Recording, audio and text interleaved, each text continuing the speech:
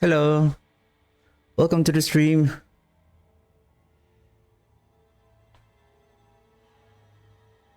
So before I continue with playing with the Blight build, I want to go over with the patch notes 2.1 PTR. So while I'm just gonna let the game running in the background as I go over with so that I can also check the items that were updated, what were the changes, because some of the update were just have some update, but there was no, they didn't put the original effects or stats of the on the item. So I believe I have all the runes here. Okay, so let me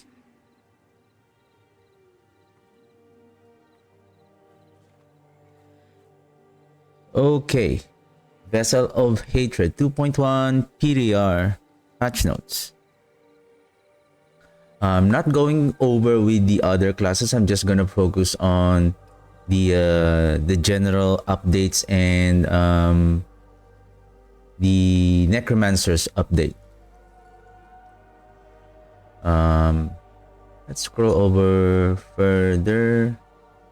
Tenacity. In here, I think that is for Spiritborn. So runes. So knock rune now gain half of the offering when inflicting shadow, slow or chill. I think I remember this one.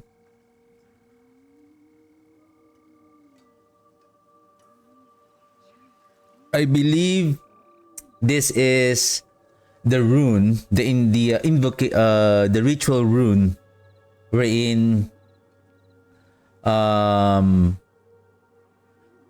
cast a skill,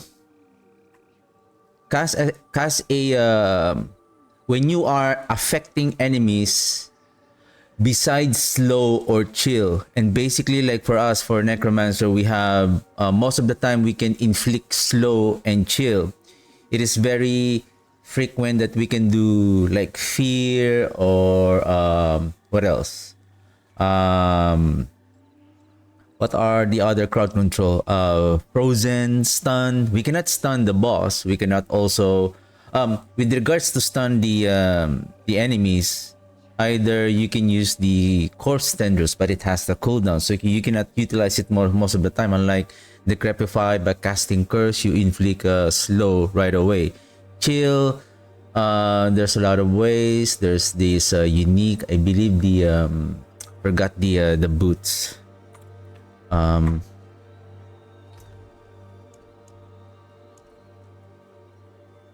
Flicker step, no. Greaves, penitent. This one, you can also chill with this one. You can also chill with bloodless scream, but we know I don't have any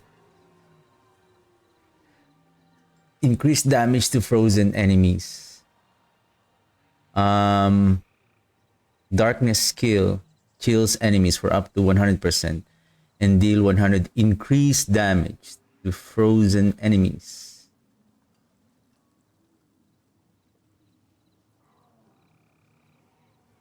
The question is, can we chill and can we freeze the bosses? I don't think so, right? Because if you can chill the boss, it's like they can be, they will become useless. So yeah, Penitent Greaves, Coldbringer from the so let's find that knock. So yeah, inflict a crowd control that isn't slow or chill. So this become like kind of less efficient because you are less likely to inflict a crowd control rather other than the slow or the chill. So that's the one. So, and then Seer Rune now, I believe this is now increased.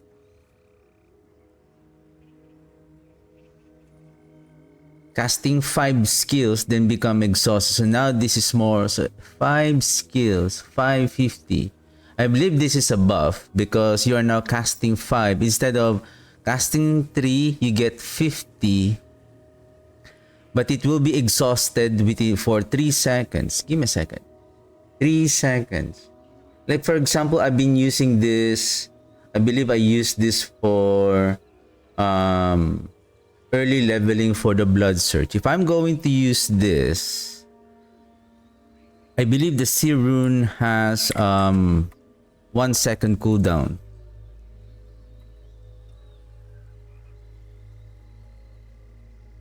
Oh, it doesn't have a cooldown. As long as you cast channeled skill 3 times in a row. 1, 2, 3, offering. 1, 2, 3, offering. 1, 2, 3, offering. So if you are, say, say if you're attacking twice per second, so if you're offering, so within 2.5 seconds, you can now proc 300, right? 300. So whatever, that is a huge offering.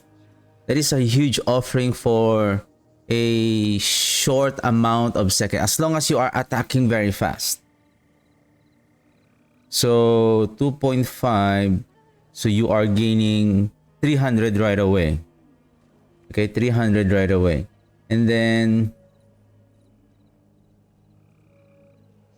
if I'm going to invoke a 300 offering using this current state of the Seer Rune, 2, so 50, 300 divided by 50, so that's 6. So 6 offering. 6 offering times 3 times in a row, so that's 18. If you are attacking twice per second, divided by 2, so that's 6 seconds. Within 6 seconds, you can offer 300. 6 seconds, okay? 6 seconds we can offer. Now, in 1.5 seconds, we can reach 300. Exhausted by 3.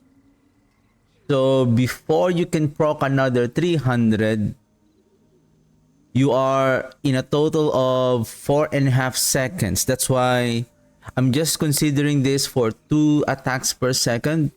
So so this one is a buff. So this one is now a buff. And then Moni changed to cast mobility of Macabre skill. Moni is cast when moving. So they have changed this to mobility and Macabre skill. So now we cannot use this for skills that when we cast and move. So cast Macabre skills. Well, we are unless you are really using Macabre skills. This is going to work with, especially for the Bone Spirit. If you can spam Bone Spirit most of the time. And then invocation runes, this says Spirit Wolf, Qua, movement speed, change from rare to magic. Okay. Then Zekron. Now this one is a buff. As I have mentioned this on my previous stream, that the Zekron is like, it has a 2-second cooldown, but it seems like it is like 1 second per, the cooldown is 1 per second. So now they change wherein the cooldown has 1 second only, and the cost to invoke it is only 100. Although the cooldown reduction is given to 1, so as long as you can spam 200, so I would say this can overflow also. So if you use the Seer Rune with this one, so 300, you can overflow basically twice. You overflow at 200 and then another flow of 300. So I would say the overflow is increasing. What is the overflow? Zekron.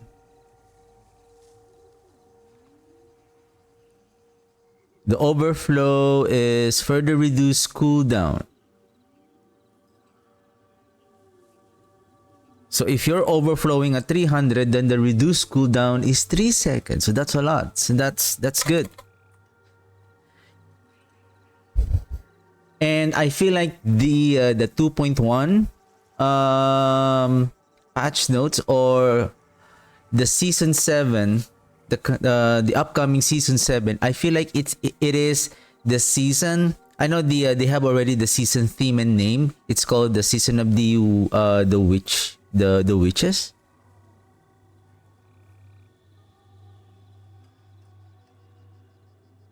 Oops.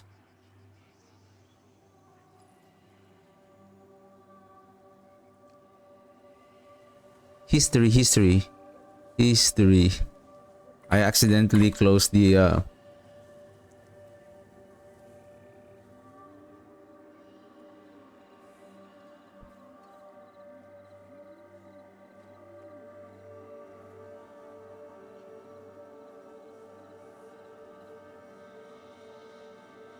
I think the season of witchcraft.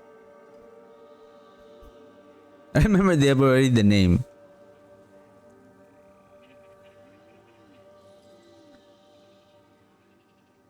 Yeah, I think this is the season of the they call it the season of the witchcraft.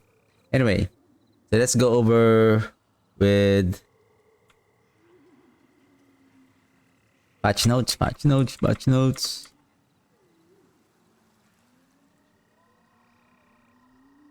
Okay. Rune, Zekrune. Okay. So yeah, if the cooldown is 1, then we are now further reducing the cooldown 3 times. So this is huge. Vex rune, then the Sand rune. So now cast increased damage by 1% per 10 offering. Per 10 offering. The Sand rune, this is the if I'm not mistaken, Sand rune is the give me a second. Let me open.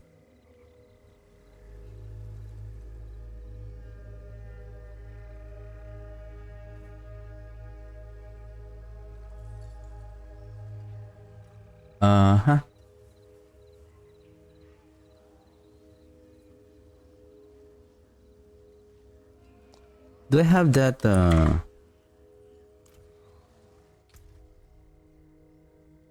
I think it's on my. Let me open the Blood Surge. I believe it's on the Blood Surge character. It has a more this character has most of the legendary runes. I believe Sand rune is the one that gives overpower.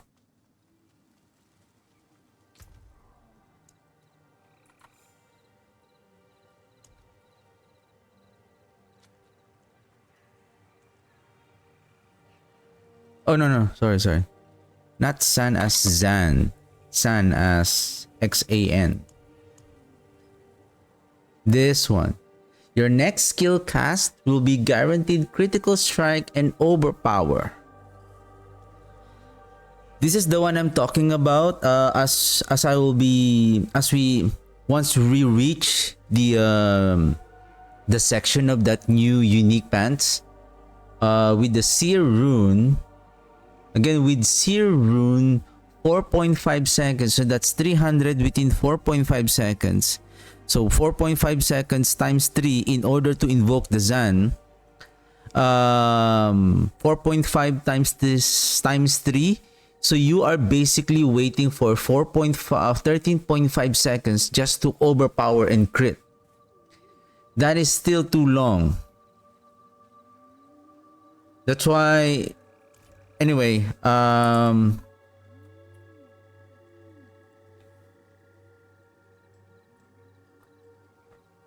then Ja. There's Yom. What is Ja? What is the power of Ja rune?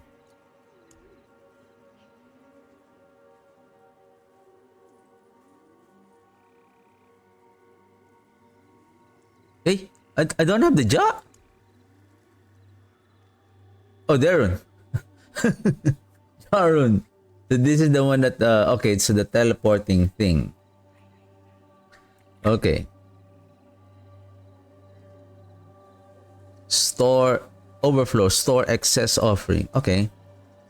So it will become I would say a mobility rune. It reduces to 250, and then if you like for example, if you're using again C rune, so if you give a 300 offering, so you have an excess of 50, so that 50 will be stored on the next set of ritual, so another round of ritual. Overflow, increased duration. Okay, Yom. I think Yom, this is the druid. Teb. What is Teb? Do I have this already? Teb. Teb. Ah, the Iron Maiden. Sorry. So this is the one. Teb. Okay. So Teb is increased damage per offering, hidden damage. Hidden damage bonus reduced to... huh? Hey, oh, a second.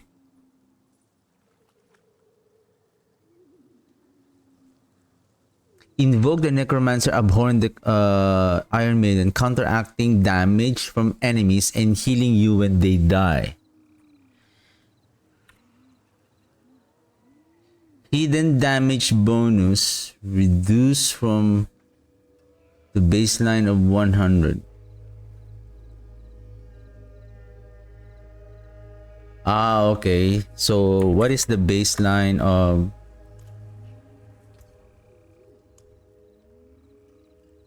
Where are you, Iron Maiden? So 45.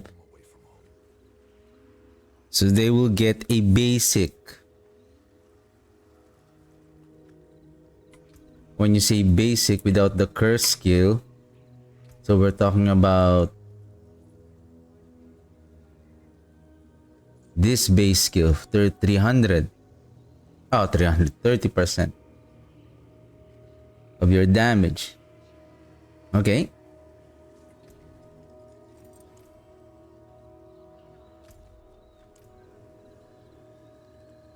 Sal, Chick, Cry, Overflow, Deck.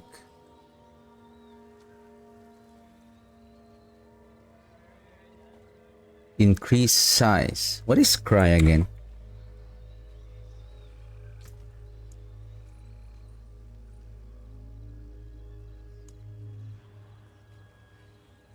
Ah, the vortex. Okay. Then what? Overflow increase. Soul rune. Oh, I think I missed this one. So the Sal rune also receive a buff. So right now, though they increased the offering to 300, but this is okay because the buff of the Sal rune that gives you a 20% life has a 6 seconds duration. So you can still catch up to build up the 300 offering again while the buff is still ongoing. And now the overflow is not the duration anymore, but more life, which is good. But the thing is, you need to have, in order to make this to overflow, you cannot use the Seer rune here because the Seer rune is exactly 300. If you want to overflow with life, you need something that I don't think that there is a rune for the blood build that is not going to offer exactly 300 that is efficient with the build.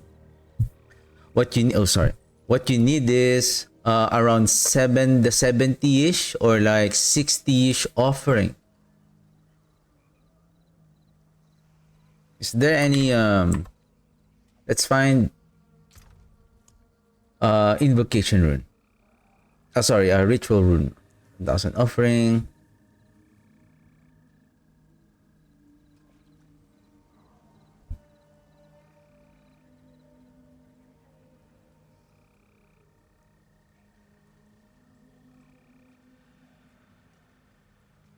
Now this avoid health damage while fighting for 2 seconds. Avoid health damage while fighting for 2 seconds. This one is okay as long as you don't get poisoned.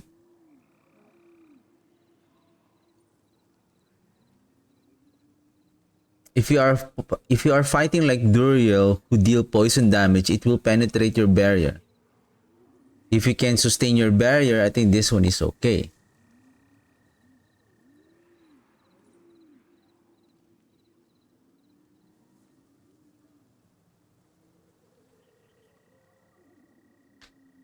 Spend 5%. This one.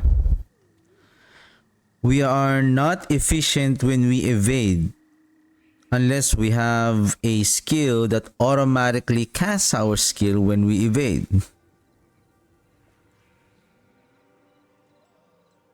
Cast a skill after moving. So now we cannot. This one should be okay to make it overflow. So it's 35, 35. So that's 70, 70, 280. So 350. You will overflow of 50 offering. But we can no longer use this one because it was now changed to cast a mobility or macabre skill now. I believe they changed it. Changed to. It's not added. So this is now changed. And then they increase it to 35 to 100. So again, we can no longer use that one to proc the Sal rune. Drink a healing potion.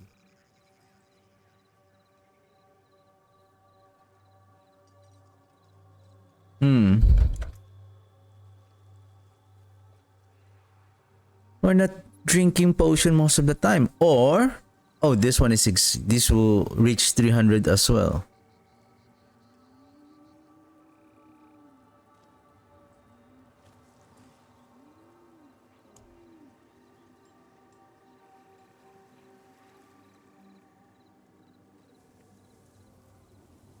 Yeah, so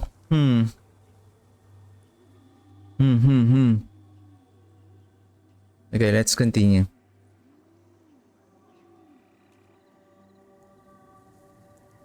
So technically, for early leveling, we lose one important and efficient magic ritual rune.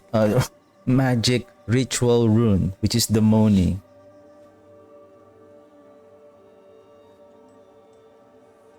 Okay, bug fixes, Undercity.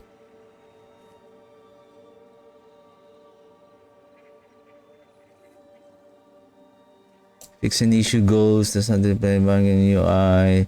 Dark Citadel. Fix an issue will teleport from Jar Rune, did not grant unstoppable.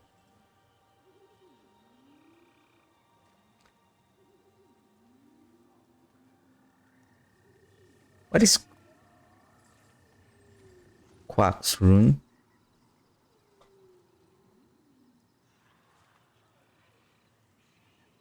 Okay, so this is the one that on your next non-basic skill cast spends all of your primary resource to deal up to 100% increased damage.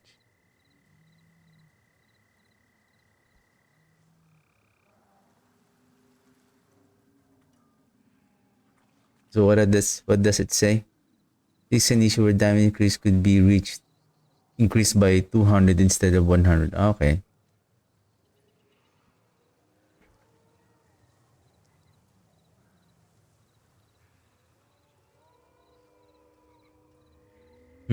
This. Okay, base game updates. Let's find the Necromancer. Okay. So in this why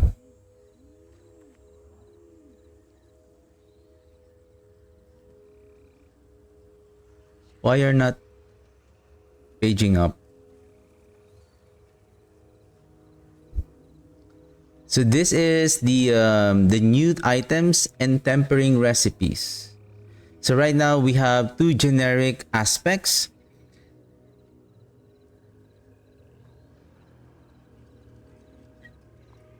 Casting an ultimate skill increases the ultimate damage up to 155%. At 10 stacks, your cooldown and its bonus are resets.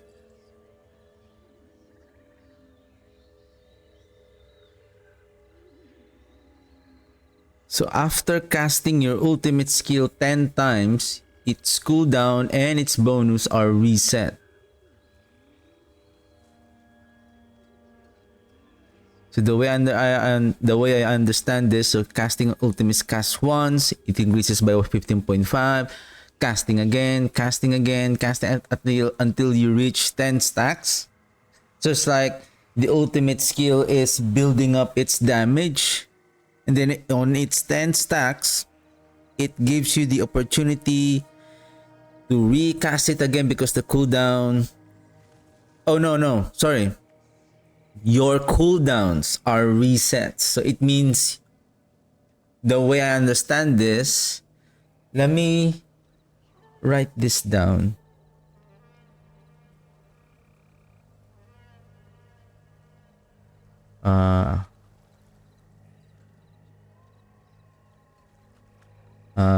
PTR 2.1. So aspect of the aphogic here.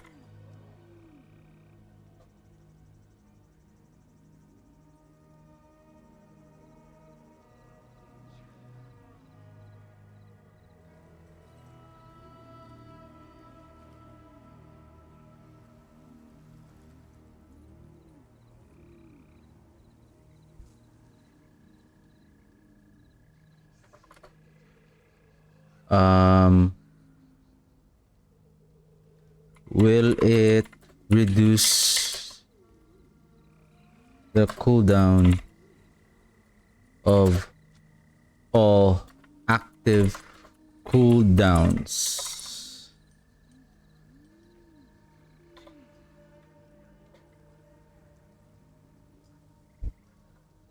So this is new tempering affix.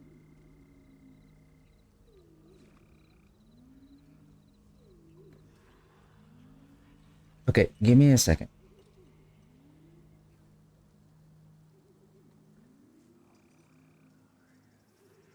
Okay, what's next? So decisive resolution. Casting an ultimate skill increases your damage by 30% for 8 seconds. Gain 4 additional ultimate skill ranks. Okay.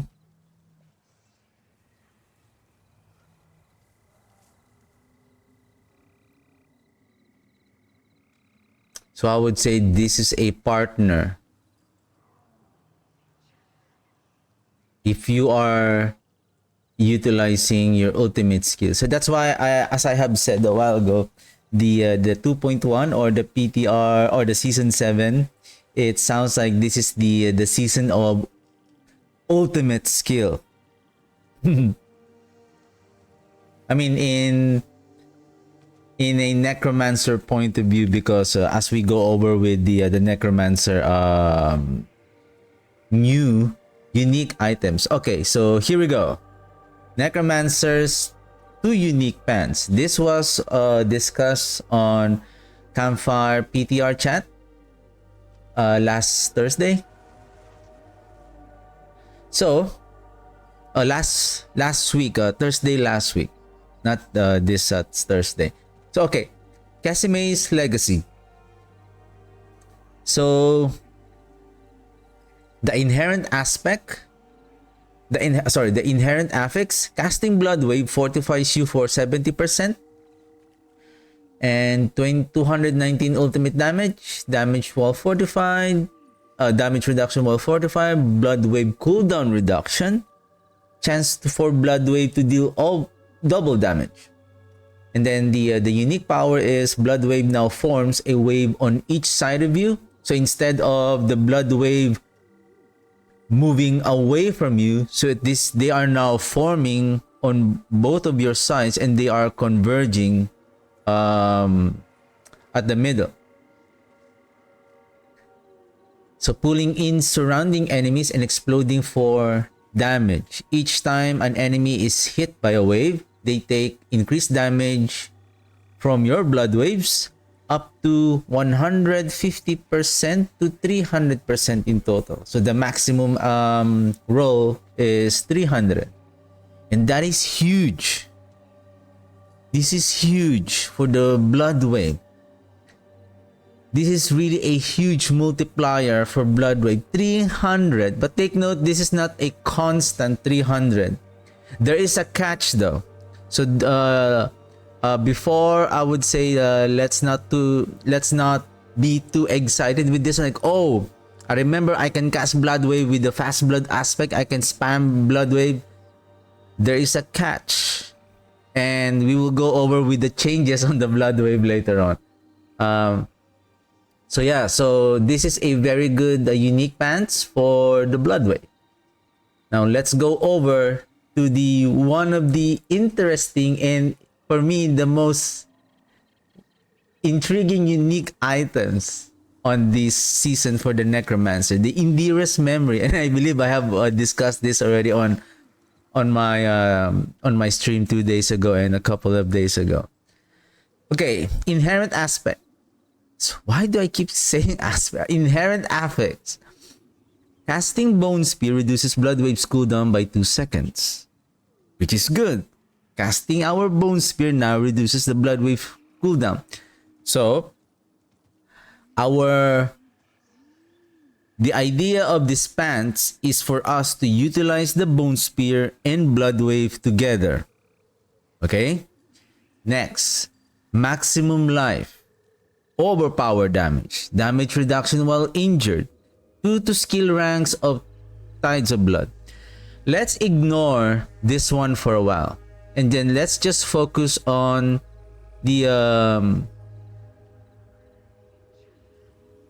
let's focus on these 3 affixes.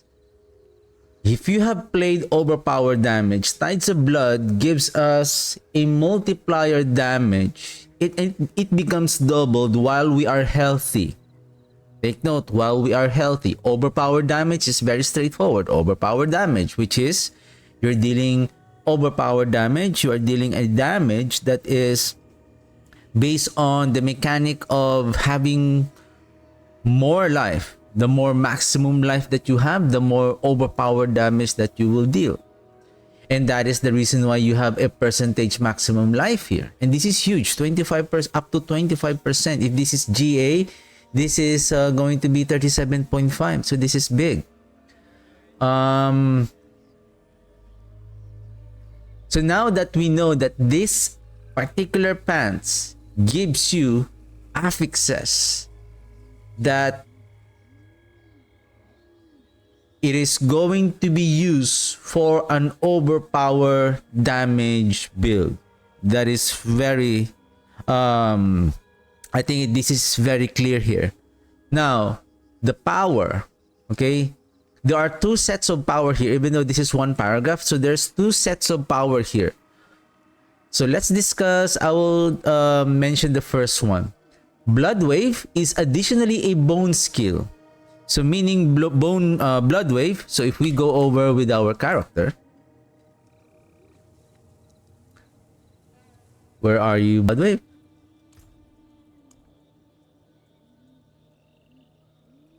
So Blood Wave typically is an ultimate skill and a blood skill. That's why it has the ultimate and blood tags. Okay, so if you have, say, this one, your bone skills will increase damage, critical strike chance, blah blah blah, and rapid offensification. You have the evolution bone skill, deal increased damage to vulnerable enemies. Once you equip that pants, it will inherit any bone skills, damage, utility, everything.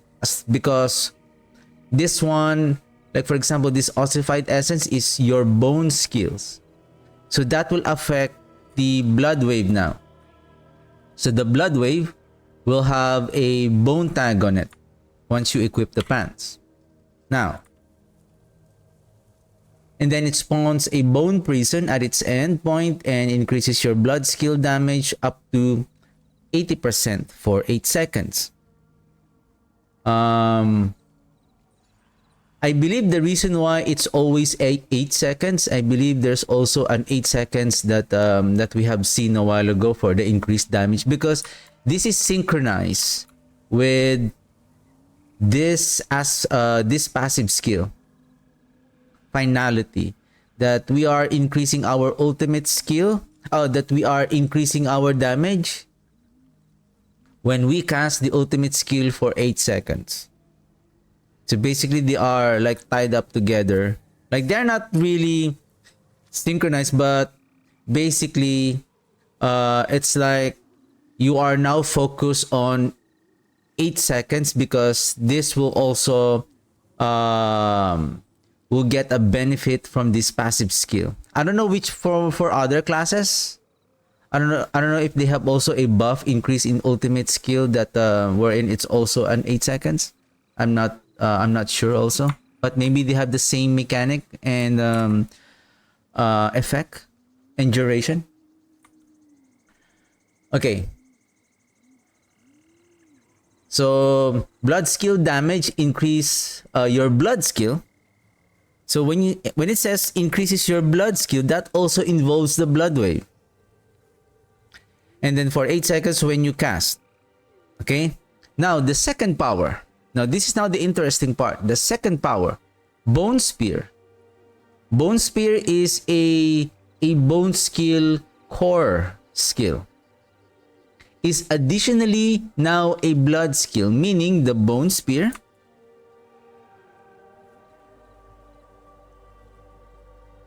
which is a core and a bone, will now have a blood tag on this skill.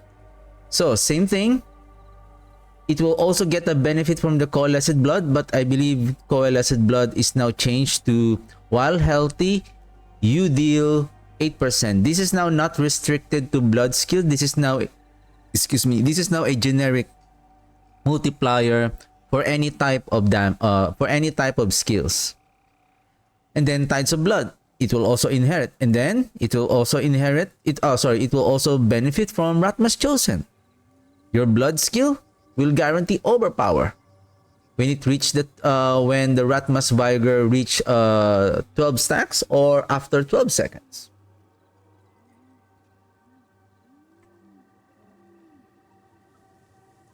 Okay. However, it will drain 10 maximum life each time each cast after hitting an enemy. Okay, so each time we cast the blood skill, the Bone Spear, it will drain 10% of blood, and this is huge. 10% is huge. Why?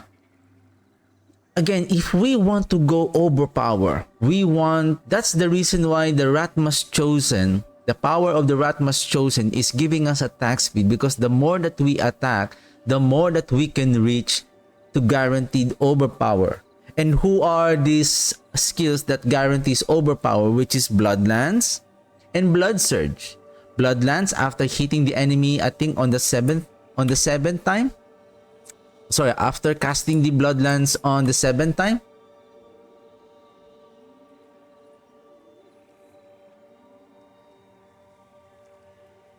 Yeah. After casting Bloodlance 6 times, okay?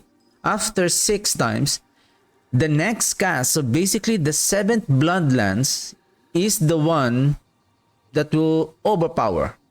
And take note, Bloodlands can guarantee overpower not after the 7th time, because if you're using the Gore Quills aspect, it will automatically pick up Blood Orbs, and that will reset.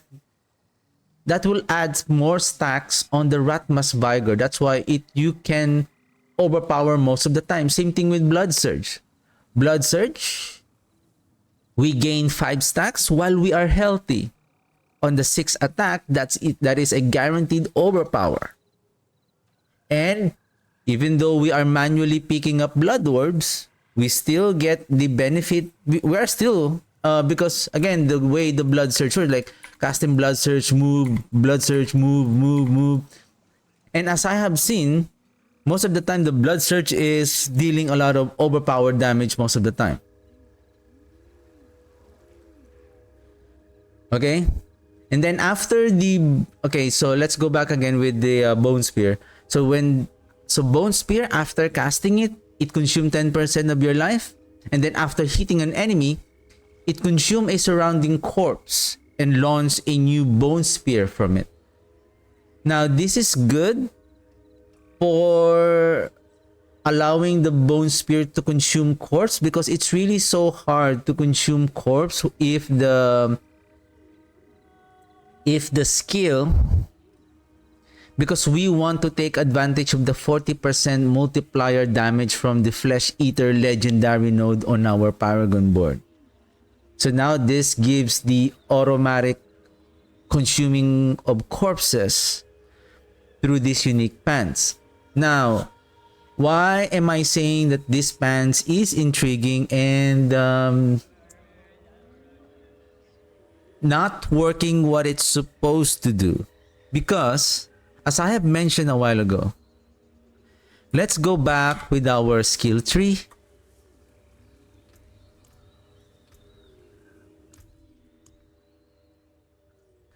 Let's find all blood. Blood. Okay, blood. Okay, these are the blood skills. Okay, these are the blood. We can ignore this for now because this is now a generic multiplier now, but this one, Tides of Blood, this is one of the affixes on that unique pants. And it says here, blood skill will deal increased overpower damage. That's fine. But the another bonus of this skill is it will become double while you are healthy.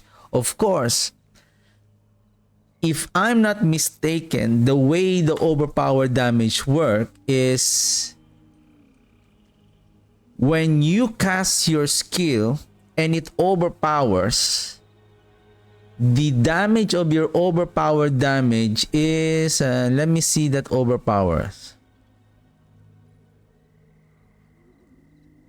Extra damage granted to skill when they overpower further increase at the moment of impact based on your maximum life and fortify amount. That is why usually, for example, this is a fresh character that we, I think I need to port into a town before I get disconnected. So I don't have any fortification. That's why on the first fight or the first run of the dungeon, you need to build up the fortification because it's like doubling the overpower amount because your fortification is the same amount of your life. So so again, what I'm trying to say is when you overpower, if you have lesser life, your overpower damage will also diminish. That is why going back to the skill. Oh, sorry. Let me go back again with the character and healthy. Where are you? Healthy, right? Same thing with this one. If you want to use this one, it requires you to be okay. Oh, never mind. And then this one, after being healthy for 12 seconds, your next blood skill overpowers. Okay? Now, if you're going to use this one instead of this one, but I believe if you're going to use Bone Spear to make it a hybrid blood and bone skill, I believe this is the more ideal key passive rather than the Ratmas Chosen, because it will benefit more because of that huge critical strike damage. Because on the bone skill, which is the Bone Graph Paragon board, it has a lot of critical strike damage on bone skills. That is why with regards to the blood skills, they really utilizing overpowered damage rather than critical strike damage. Now, I believe the intent here of the developer is to make a hybrid build using that pants to make the Bone Spear and the basically the Bone Spear to deal massive amount of damage, because I believe since I think season 3 or season 2, the Bone Spear I believe was heavily nerfed. And it was not that too powerful compared to I think season 1 and 2. I can't remember when was the buff, the nerf on, I think it refers to the Bone Graph legendary node. So yeah. So again, if the idea of this pants is we are letting the Bone Spear to deal overpowered damage and take advantage of a huge critical strike multiplier of the bone skill how can you utilize those healthy? How can you maintain healthy if you are draining your life?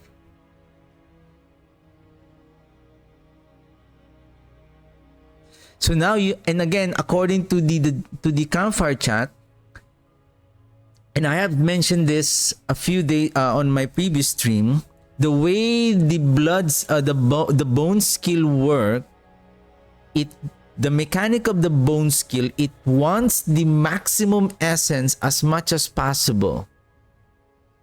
I think I have shown this on Thursday, on my stream on Thursday. So you need to be at maximum essence. According to the campfire chat, it's still gonna spend essence. So now you have two problems now: maintaining your essence and making your life as 100% as much as possible.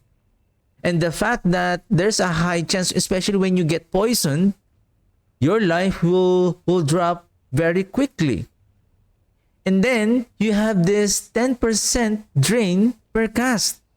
And this is a lot. 10% is a big, especially if you're, imagine like I said a while ago, if you are focusing attack speed, casting the skill twice per second, in just a matter of seconds, you are already unhealthy. You are already unhealthy.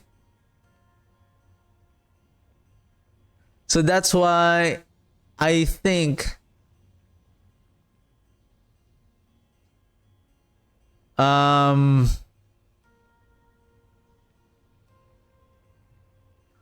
either they will let to add another statement that the Bone Spear is also picking up blood orbs.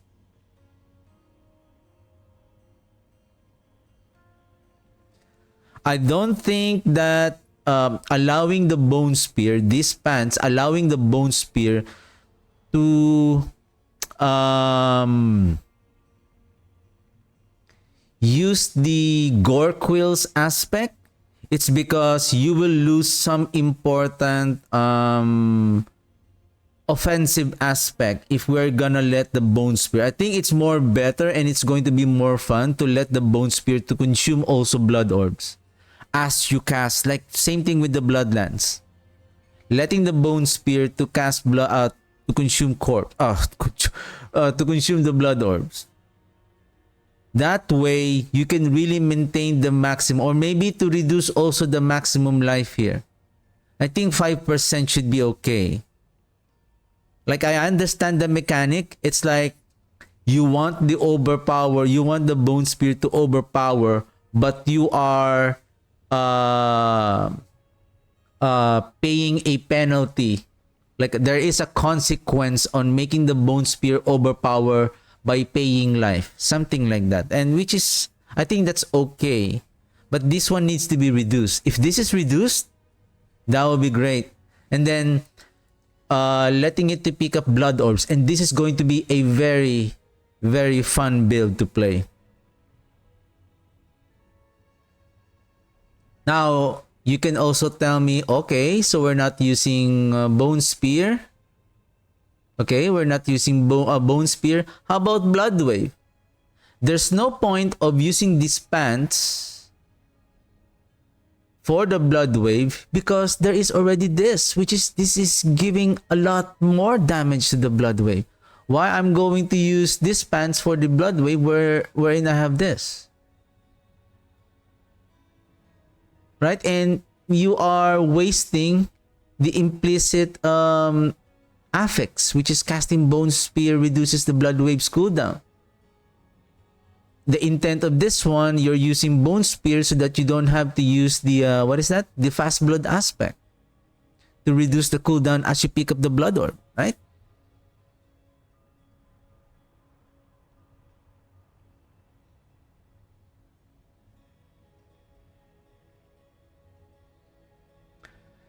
And this is the interesting part. Why do I have this?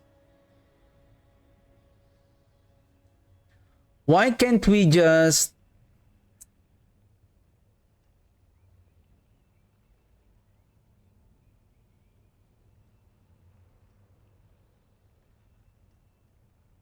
what is the best affix here? I think instead of damage, you see, why do you need to put damage reduction while injured, right? The way I understand this one. So this is what I understand, okay? If the intent of, let's do another way. Because with this statement, are they telling us that we're getting damage reduction? Give me a second. Let me go back to the game for a while and then I need to do some kind of activity. Otherwise, it will disconnect the game. Anyway. So, okay. How about letting the Bone Spear to deal just purely critical strike damage? That is fine. But I'm wasting this to affixes.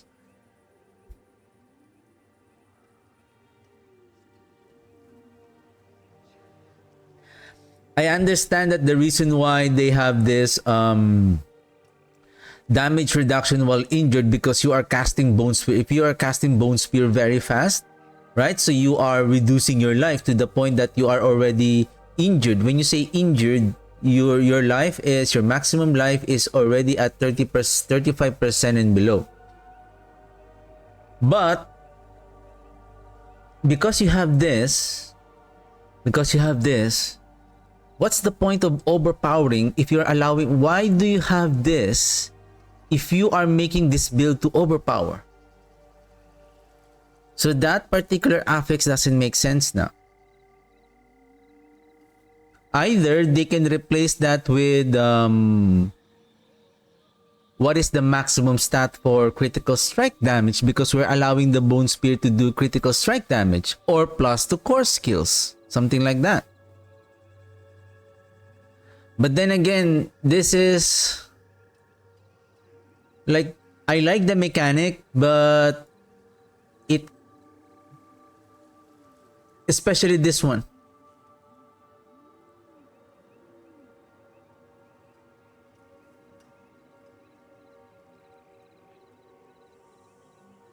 For me, it's like this. How about like this one? Bone Spear is additionally a blood skill, but will drain 5% maximum life. Okay? 5% maximum life, but will not spend essence anymore. So that's the penalty. You no longer casting essence, but you are spending maximum life. Say 5%. To be honest, 10% is too big. That is too big. And the way the blood wave is trying to do with this build is, the blood wave is your utility skill, wherein after casting it, your blood skill, which is now Bone Spear, is now a blood skill, will gain up to 80% damage for 8 seconds, and that is huge from I think. Okay, so but I'm gonna test this one on the PTR. I believe this is not going to work well with regards to overpower, and again with regards to healing, unless I haven't checked yet the witch crafting powers. Is there any crafting power there that really helps you on healing your character? But then again, this is only a season 7 theme, and if we are relying on those witch powers, so what about on season 8? So I can no longer use this pants because I don't have any means to heal. Say more than 10%. What is my healing right now? Remember, we have the undying.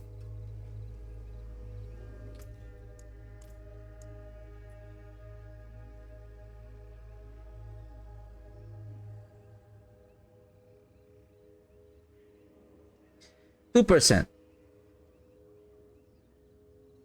Of course, we're not saying, oh, there is a double this effect while below 50% life. And again, we don't want to be dropping at least 80%.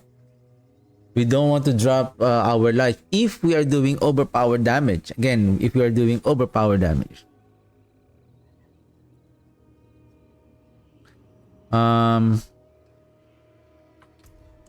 Healing.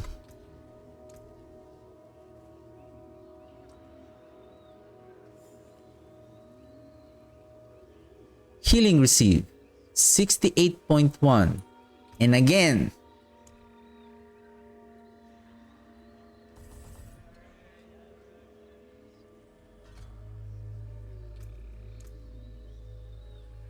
see, and again, this one is not working. Supposedly, if I add the gruesome mending, then it will reach to 98.1, so that's double. Therefore, I would say the undying will be 4% as well, right? So at least you are draining 5% only. And then if we are picking up blood orbs, that gives us another 55%. So that's double. 1.2.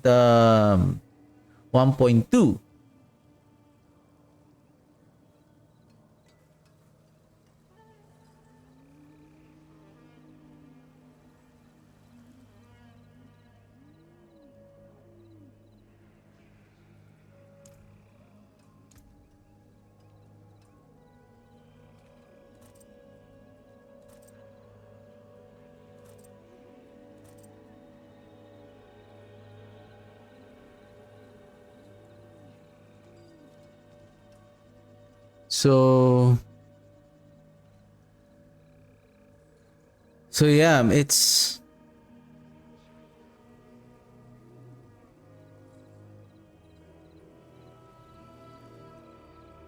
because on the blood paragon board, the blood bathe, the blood begets blood, it has many healing percentage receive. How about this?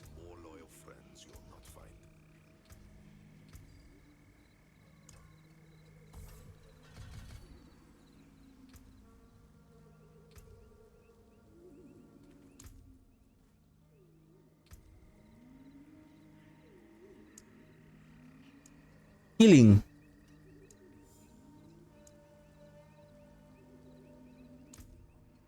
Let me borrow this for one.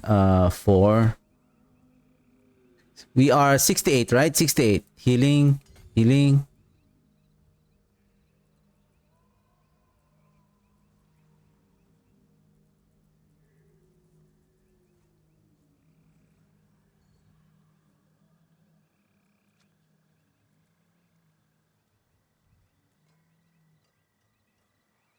That's it.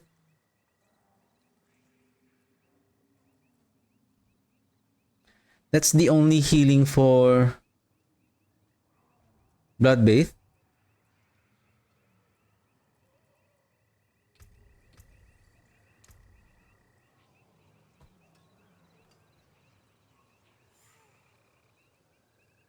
Yeah, +6, right?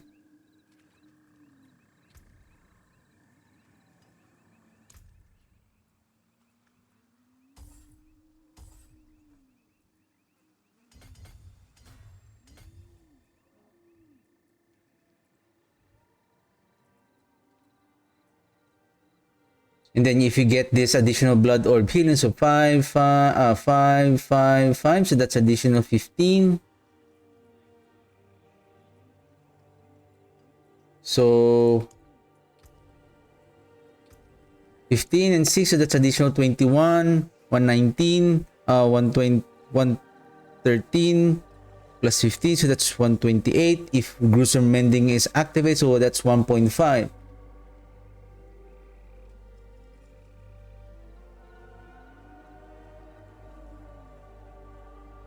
So 2.5, so that's 5% healing for that undying. So if your bone spear is yeah, I think it should be 5% at least. At least. But 10%, that's too much. Plus, it needs to allow to pick up the blood orbs. Technically, it should pick up the blood orbs. Or say 10% is fine. 10% is fine, but it should allow to pick up the blood orbs. Otherwise, it's not going to work. It's not going to work.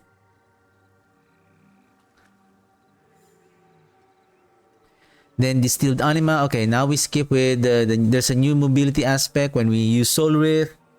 Then we gain increased movement speed. Bone Duster. Bone Spear is guaranteed to critically strike enemies with Bone Prison and deal increased damage. So this Bone Duster will be impaired with Indira's memory because after casting the Blood Wave, at the end, it will spawn a Bone Prison at the end of the cast.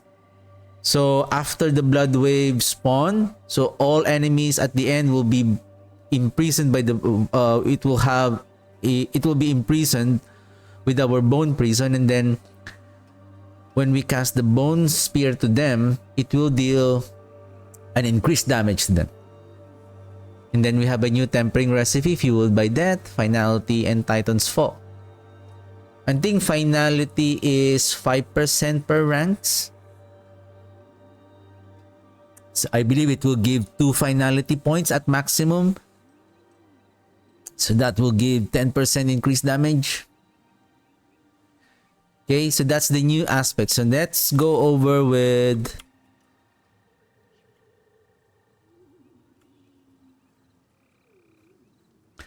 why it doesn't page up.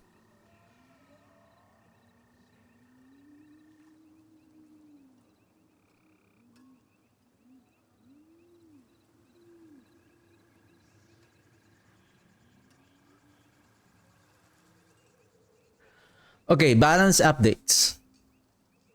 So I'm gonna skip the other characters. I'm just gonna go over with the Necromancer.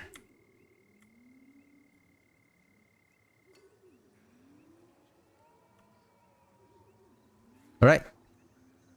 Necromancer. So skills. So Blight is now have its essence cost reduced from 25 to 20, which is nice. Enhanced Blight. Previous Blight radius is 15, now Blight radius is 15, and directly hitting an elite with it doubles the damage of its defile area. So the Blight defiled area will deal double damage on the elites, which is nice. So for the paranormal Blight, this involves around chilling and freezing the enemies. So with regards to chill,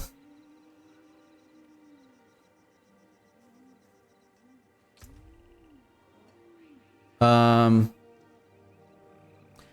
so with regards to chill,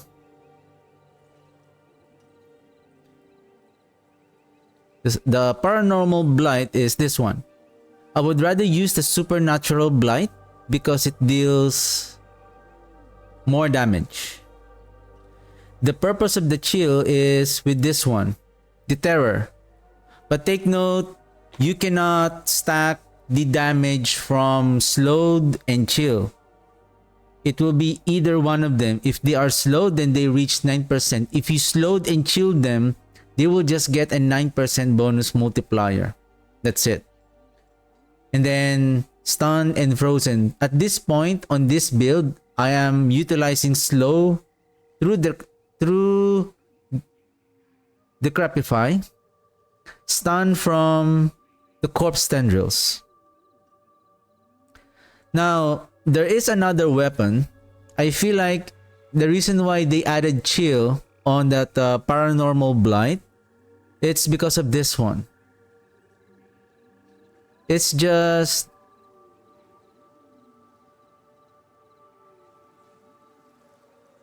your darkness skill will deal up to 200% on chilled enemies, and the darkness skill chill enemies for 100%. So meaning every cast of darkness skill, every time the enemies are hit by darkness skill, they are 100% chill. I don't know how many times they need to be chilled for them to become frozen.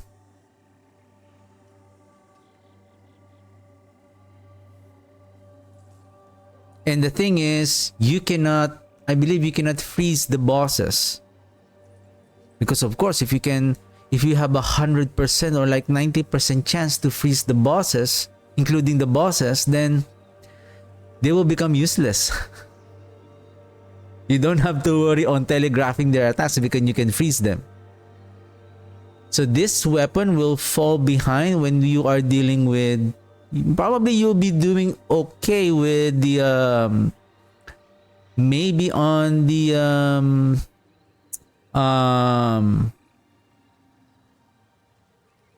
Infernal Hordes, Undercity.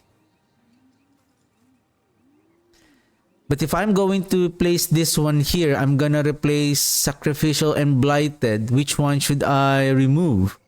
Blighted and Great Feast?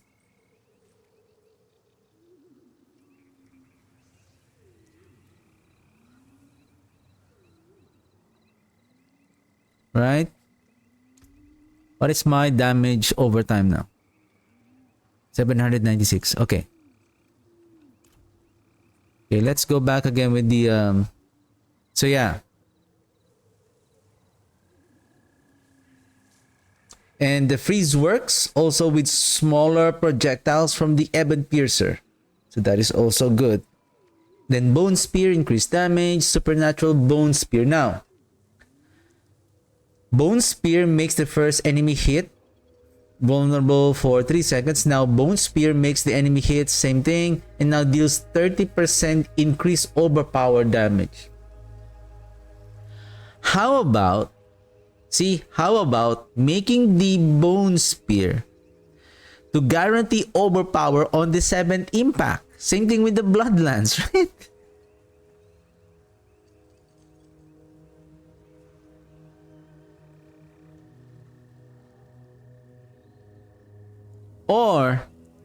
Or so that the power would not be abused. Let me put it here. Let me put that like PTR 2.1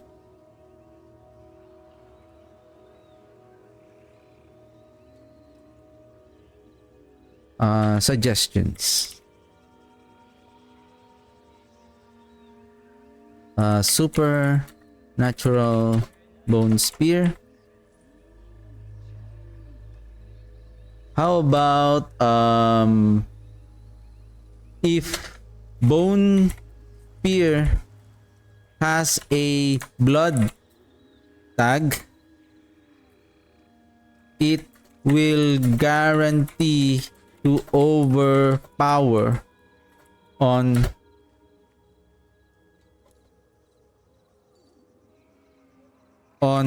7th cast.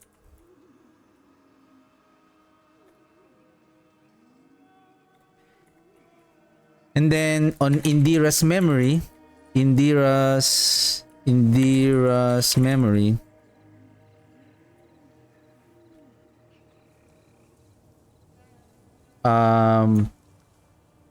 to allow Bone Spear to pick up blood orbs and reduce the max life cast from 10 to 5%.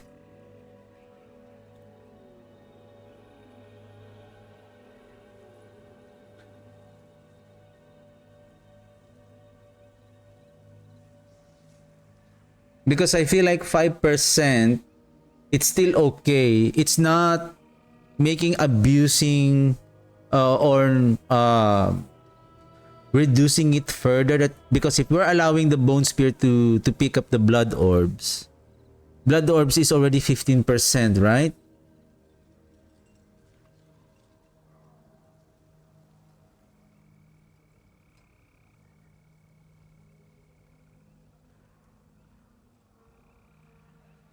Or I would say like this, to allow Bone Spear to pick up blood orbs and or to reduce the max life cast from 10% to 5%. So that's the only, I think that's the only that they can evaluate. Either to pick up the blood orbs, because that's already 15%, that's okay. And then reducing it to 5%. I feel like reducing it to 5% because this will fall behind on the boss. During the boss fight, of course, you're spawning corpse, and then when you cast the Bone Spear, though you have the blood orbs from the blood wave. Oh yeah, I see.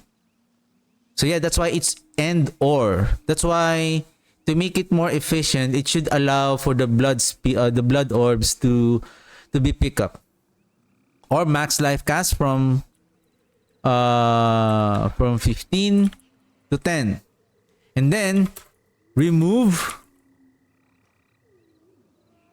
damage reduction while injured to crit damage or core skill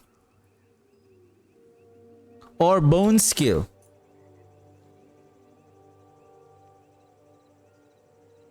I think it may be, yeah, or plus to skill, yeah, plus to core skill. Or plus the bone spear, because we're utilizing bone spear, right? Or plus to bone skills. Plus the bone skill. How much is the bone spear damage now? Bone spear. 85. So 9.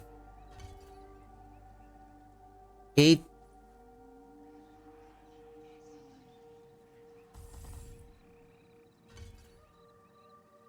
9898. So 9898. So at 5. So 8. So at 5 plus 3, so it will start with 9. 989. So say plus 3 to core skills. Plus 3 to core skills, so that's 3, 9, 8, 9, 18, 8. So 26% multiplier damage, right? And that is good.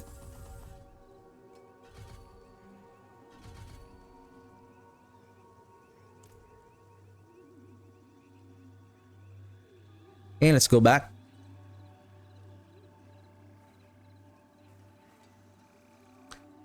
Right? It will allow the bone spear only if the bone spear is a blood skill. If bone spear is a blood skill, it will guarantee to overpower on 7th cast. Or after 6 cast, the next Bone Spear will guarantee to overpower. Something like that, right? That would be nice. Enhanced Sever. Sever is already good. Paranormal Sever. Now it will spawn a corpse upon, at its endpoint. Soul Rift, new functionality. While Soul Rift is draining from boss, Soul Rift will now additionally drain up to 2 other enemies at the same time.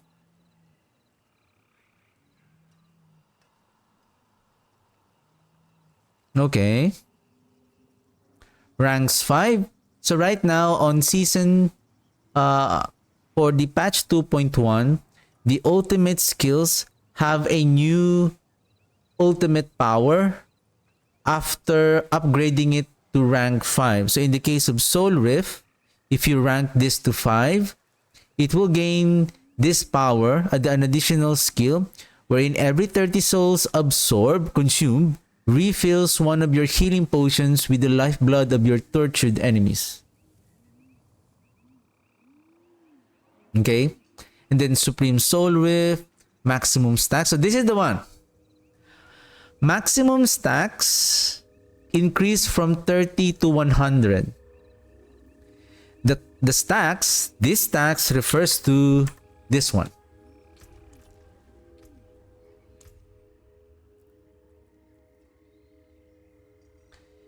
It says Shadow Blight. Oh, sorry. What is Shadow Blight? It's this one, the Supreme Soul Rift.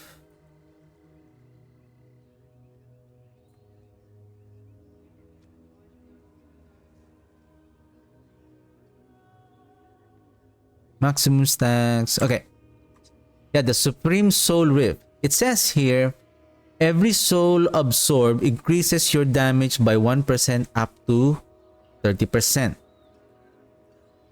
Based on the Soul Rift skill, every 0.5 or there will be 4 instances per seconds that we will absorbing souls. Okay, for boss, we are absorbing 3 souls at a time.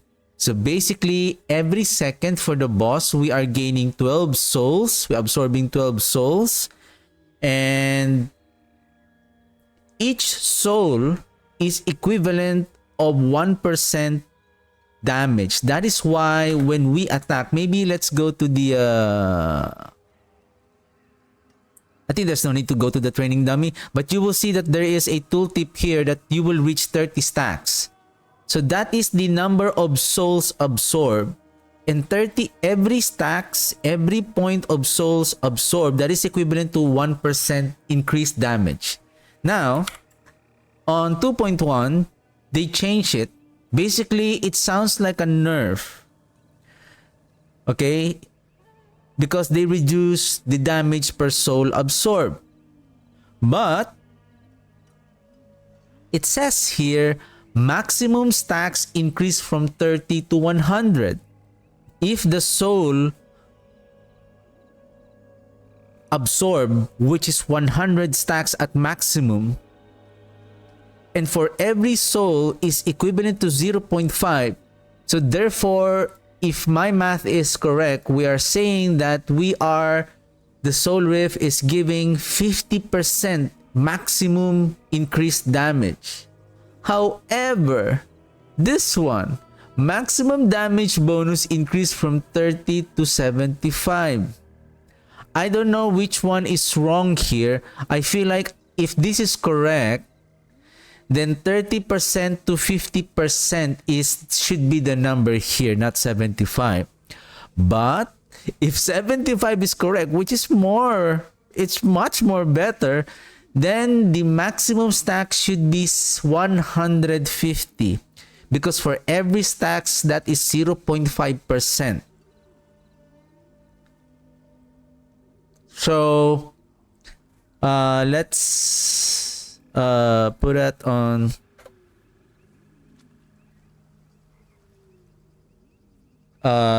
Supreme Soul Rift. Which one is correct? Up to 100 stacks. Max damage increase up to 50%, or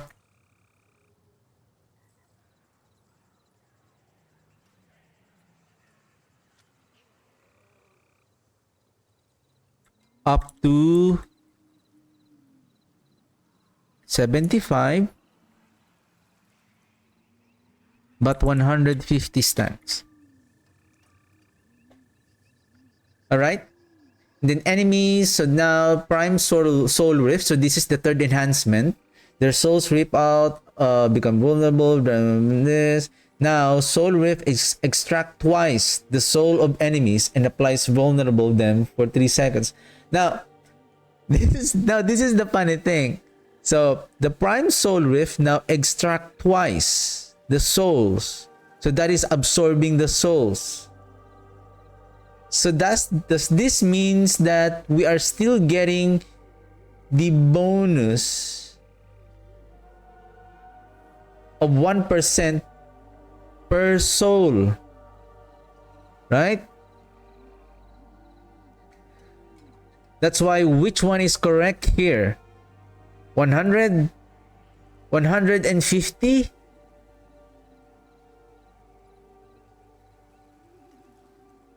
or 150 and 75?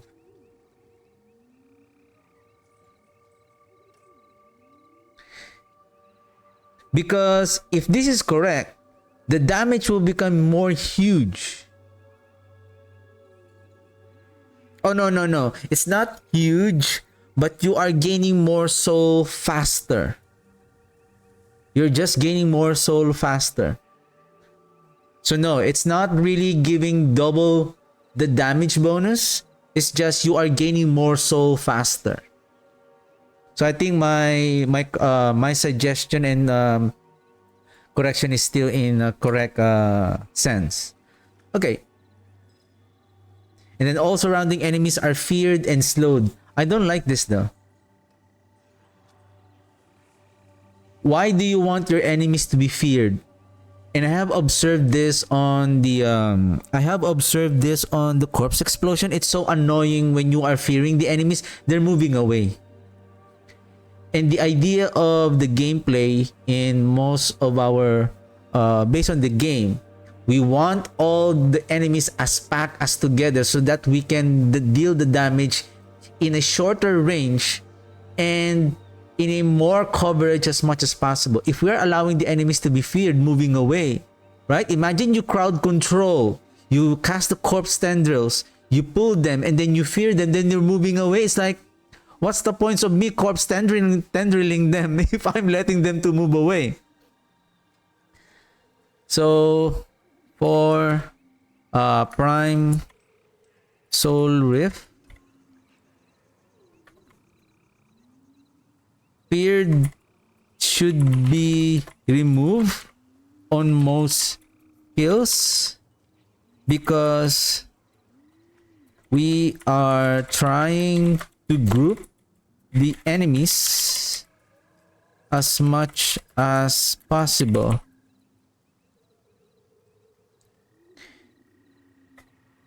Fearing, which makes them move away,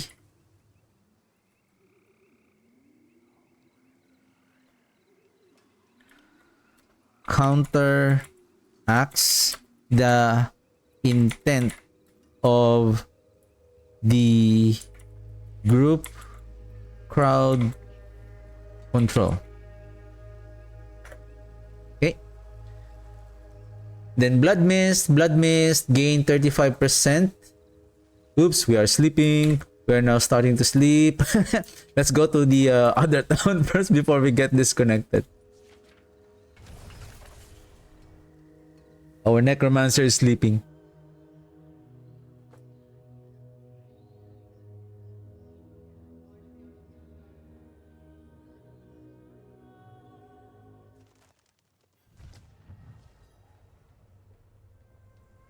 Okay. Where am I?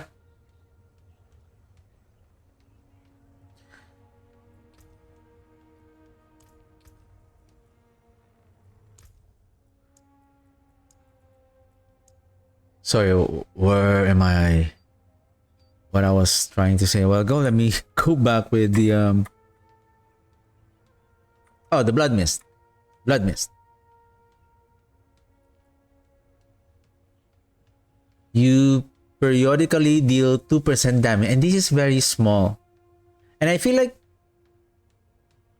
this the blood mist will still be a viable build because the problem with the blood mist is that when you cast the blood mist, it no longer reduces its cooldown, if I'm not mistaken.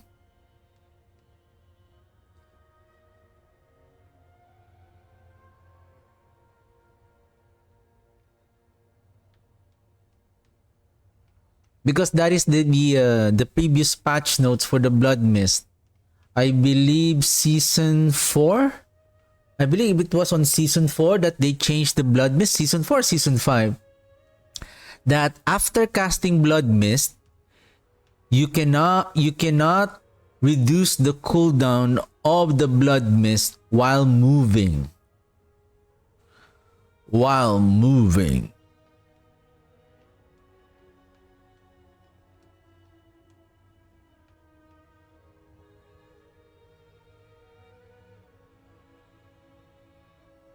And the only way to cast this again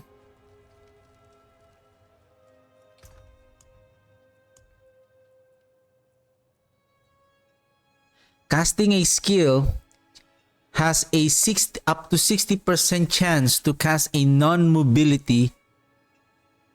Oh, non-mobility. Uh-oh. I think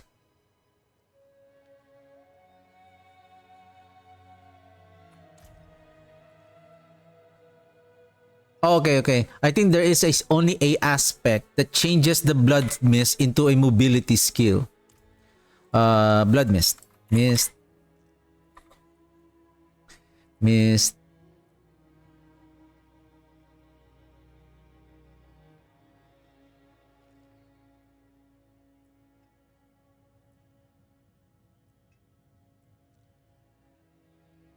Blood mist leaves a trail of desecrated ground that lasts for blah blah blah. Gain speed in blood mist aspect.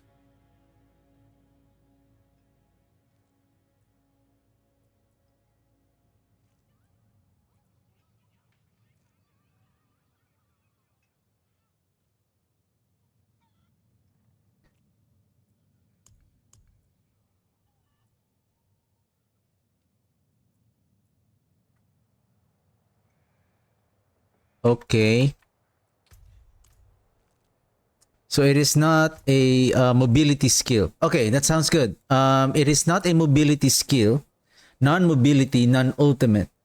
So this is the one of the way to let the blood mist to be freely activated, but you need to cast a skill, either say a basic skill.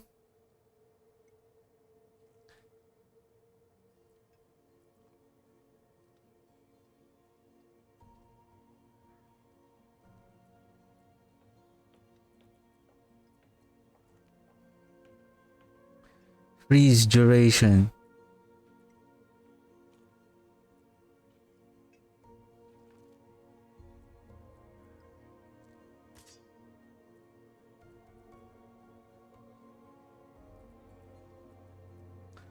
Frostburn. Attack speed.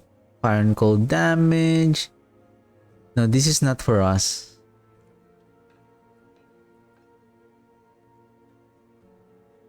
For Necromancer. Resource generation. Okay. Let's go back with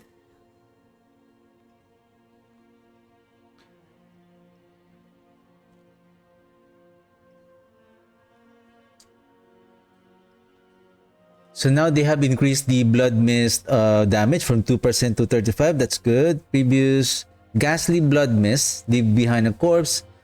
Mist is not this one.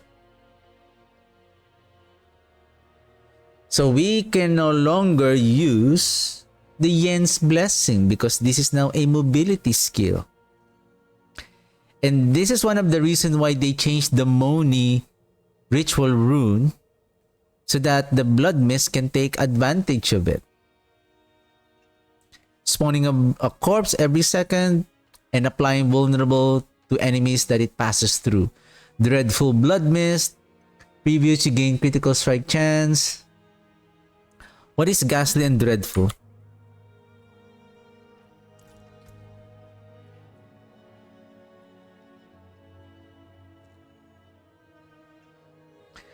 Casting a skill that overpowers reduces the cooldown of blood mist by 2 seconds. This one. Critical strike chance and leaving behind a corpse. Okay.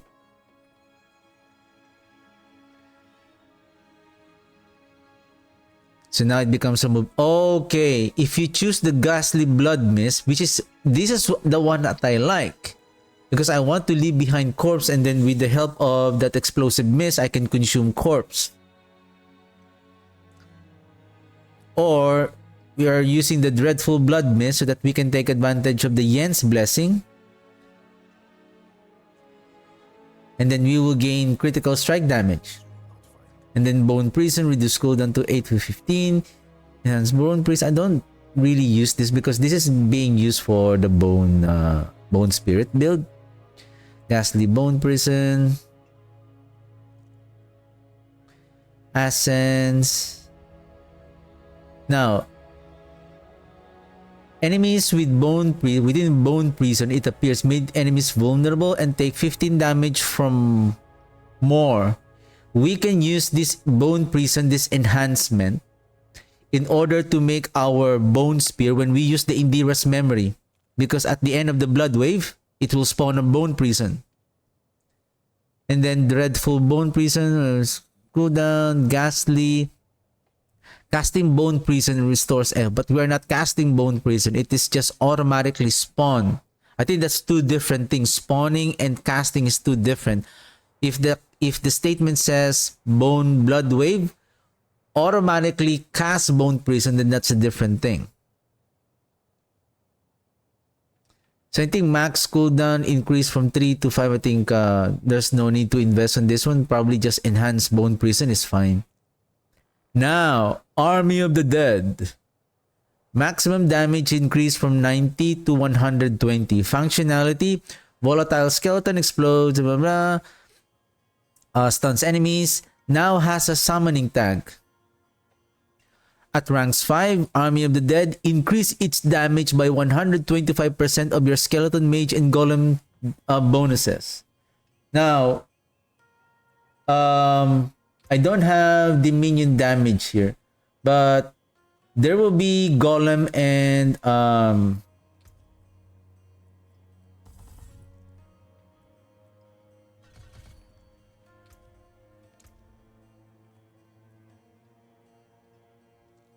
this one. It says here damage with golem is 75%. Now,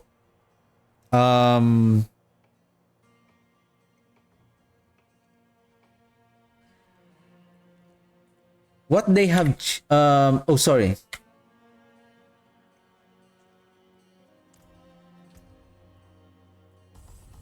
So if we put golem mastery here, we will gain this damage. So with regards to that, so the Army of the Dead is gaining 125%. So that 75% that we saw at rank 5, the damage of the Army of the Dead will increase by 125%. This is increased. So this is a multiplier damage. So the 120% will scale based on 125% of that. Say you have that 75%. 125% of that is 120 or 2.25. So that is 150. No, sorry. Yeah. 2.25. So that is 150. 187. And that is now the multiplier of this one. Okay? And I'm kind of confused and intrigued with this new now has the summoning tag, because this one has already the summoning tag. It says here ultimate summoning. So what does it mean by the summoning tag? I feel like the summoning tag that it refers to is on the damage. At the last statement, it says dealing 5,525 damage. I think this is now dealing 5,000 excuse me. Dealing 5,525 summoning damage. Summoning damage.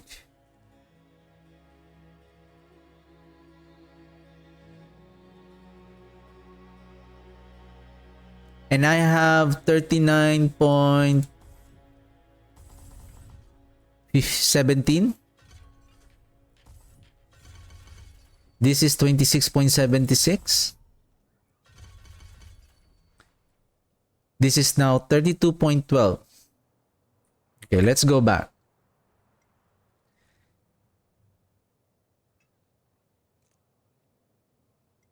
And then Blood Wave, I'm gonna further discuss on the Army of the Dead. I'm also excited on how the Army of the Dead is going to work on Season 7. I'm also interested. So what's going to happen here, and we will still gonna browse on the entire update. There's still more updates on the affixes and the skills.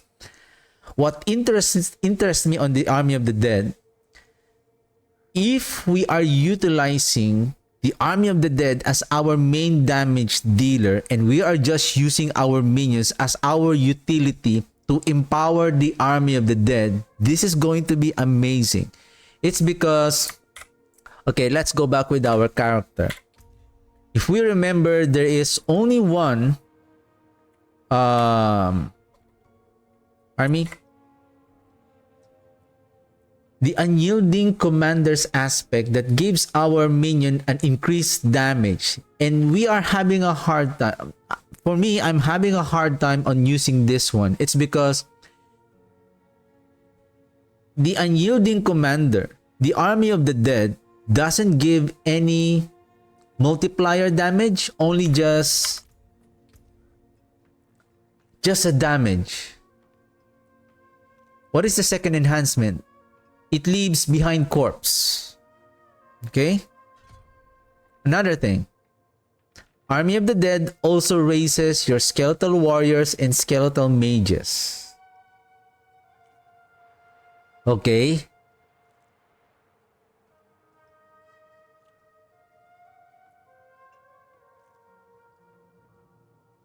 So the Army of the Dead is spawning skeletons. I don't know how many skeletons that it spawns. And they are exploding around enemies, dealing damage. I believe right now it's 90. Now it is 120%. So 120%. So that increased by 30%. Now it will have 30%. Plus there is new ultimate skill, generic new affixes. Oh, sorry. Aspects that we can increase further the power of the Army of the Dead. So now, anyway, I will still discuss it further as we reach those additional notes on the patch. So same thing with the Blood Wave. So I will gonna go back with the Army of the Dead later. So again, it will increase the damage of the Army of the Dead further, and this is huge. 125%. I think this is still huge. This is still huge.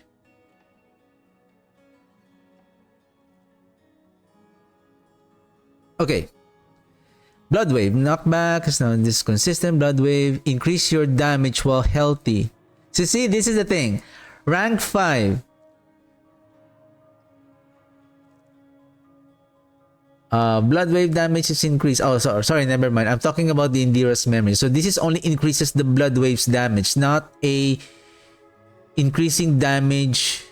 Blood Wave's damage is increased by 100% of your damage while healthy. Yeah, that's fine. This is the thing. Blood Wave's damage is increased by 100% of your damage while healthy and damage while fortified bonuses.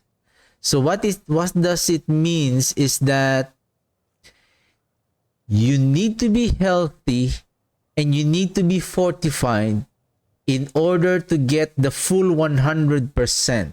If your life is 90%, you're only getting 90%.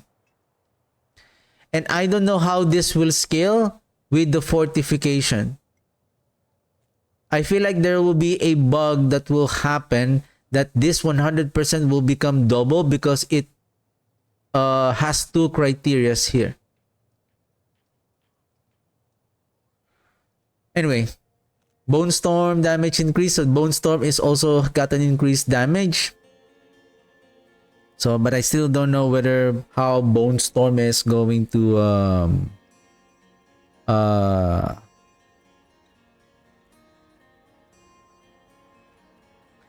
make it to be viable on build. Anyway, then passives. The following skills on the skill tree upgrades will greatly deal damage. Now scale up. This is fine. The Blighted Corpse Explosion and Enhanced Corpse. Reaper's Pursuit, damaging enemies with Darkness skill, increases your movement speed for 3 seconds. And then for each Darkness skill on your bar, gain 2% increased movement speed and 2% damage. So this is a 2% movement speed and 2% more damage the more Darkness skill that you have. So right now on my character, I have Blight, I have Decompose, I have Soul Rift,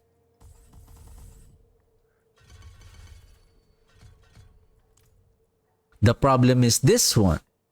This is not a Darkness skill. Corpse Explosion. Am I forcing myself to go Blighted Explosion? I think this one is fine. This one is fine. 1, 2, 3.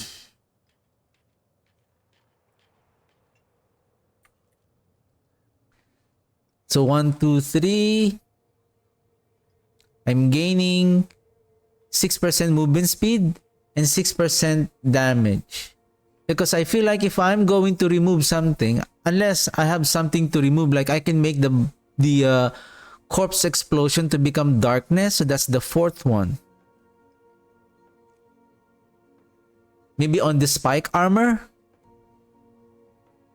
Or on... maybe on the Barrier? Can I check?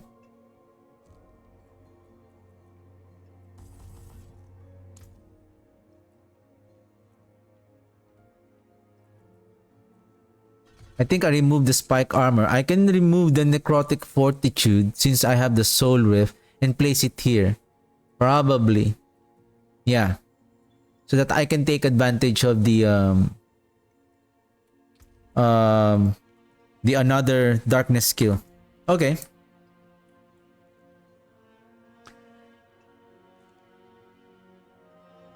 And then amplify damage, previous increased damage to curse, now increased damage to curse and feared enemies. Again, there's no need to fear. 5, amplify damage, fear should be removed. Then Hellbent Commander. Previews, while you control at least 7 minions, your minions deal increased damage. Now they change it, instead of increased damage, to summoning damage. The way I understand this is that the summoning damage will now a scaling multiplier to our summoning skills, which is the Golem, Army of the Dead, and the skeleton minions, which is the warriors and the mages. So that we can now invest on the summoning damage tempering affix. So that will also scale the Army of the Dead. So you are now, I would say, scaling all of your minions, including the ultimate skill for the minions, basically for the all summoning. I think that's how they want it, to make it like consistent. Because the way, I think the problem with the summoning, like for example, increased damage, right? Let's bring back the Army of the Dead.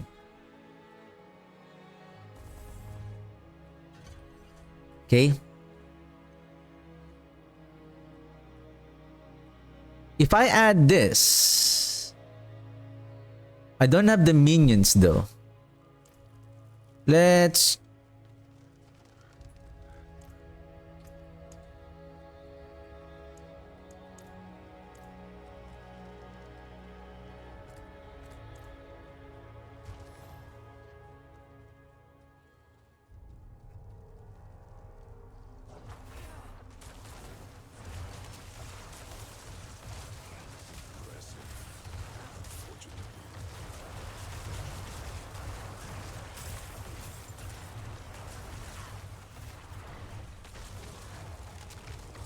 oh, I need the mages as well. Say cold. Well, you control 7 enemies. Okay, now let's check. This is now 90.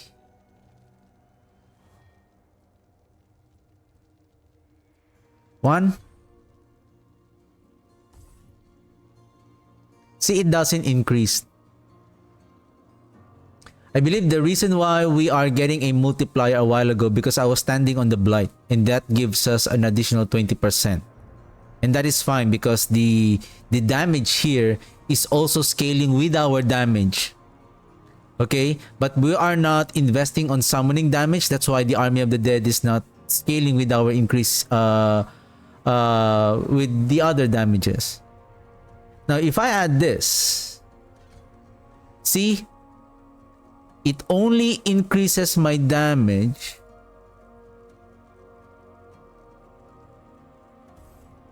while you control 7 minions. Do I have 7? Yeah, I have 7. See, when I was standing on the blight, I'm getting a multiplier damage, especially from this one. Therefore, the Army of the Dead is gaining an increased damage. However, when your minions deal, see, your minions deal. So the Hellbent Commander is only for the minions, not for this one.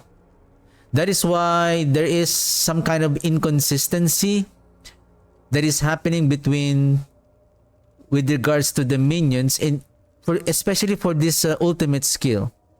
It's like the ultimate skill, especially for this Army of the Dead, has its own bubble in order to deal a lot of damage.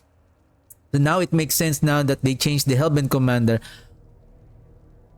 Players were saying that changing the summoning tag, somehow it makes it a nerf, because especially on the Hellbent Commander, because okay, we're not dealing increased damage now, but only on the summoning.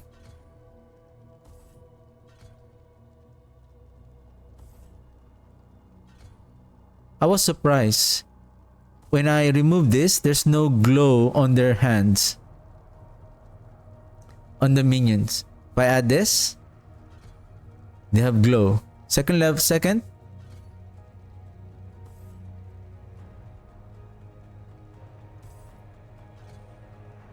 Second. Nothing.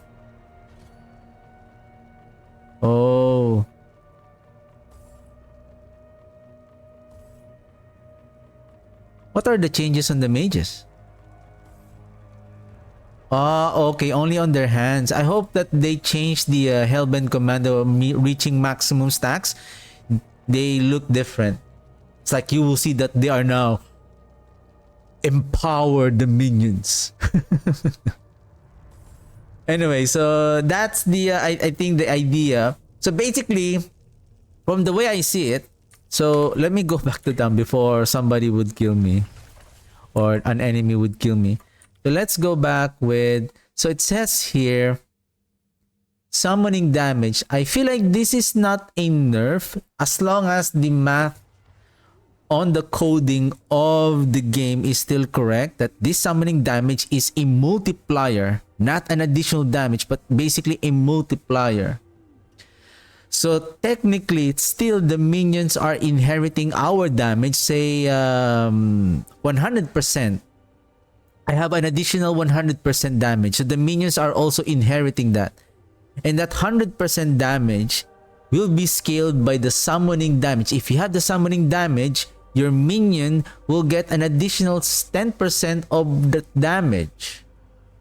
So basically, we have our own increasing damage on our own, and the summoning damage will scale that one. So basically, it looks like it should be still the same.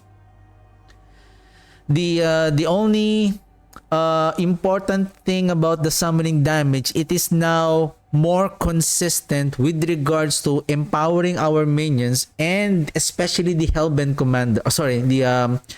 The Army of the Dead ultimate skill. With that said, this is what I have on my mind. That's why I find this oops, why am I lagging? That is why the let me bring back the before I forget that you should be okay. The reason why this is interesting, because the lucky hit of the Army of the Dead is 80%.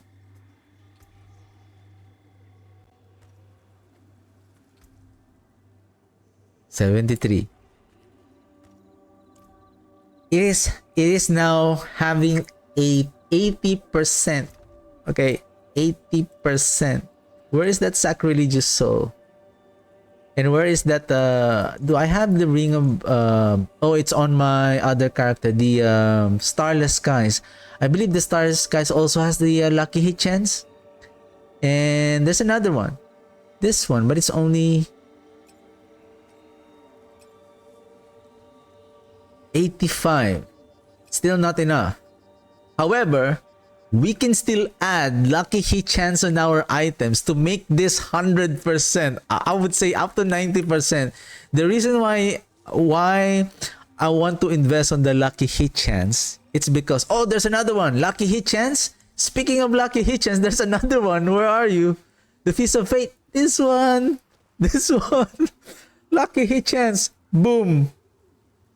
100%. I think there's no need to invest on the what passive skill is that? The precision decay.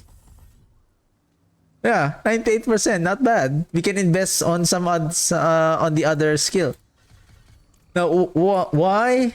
This one is going to be good, and then your attacks randomly deal increased damage. That will also transfer to our minions. That will also transfer to the Army of the Dead. Why? What is this one? Why lucky hit chance? It's because this one.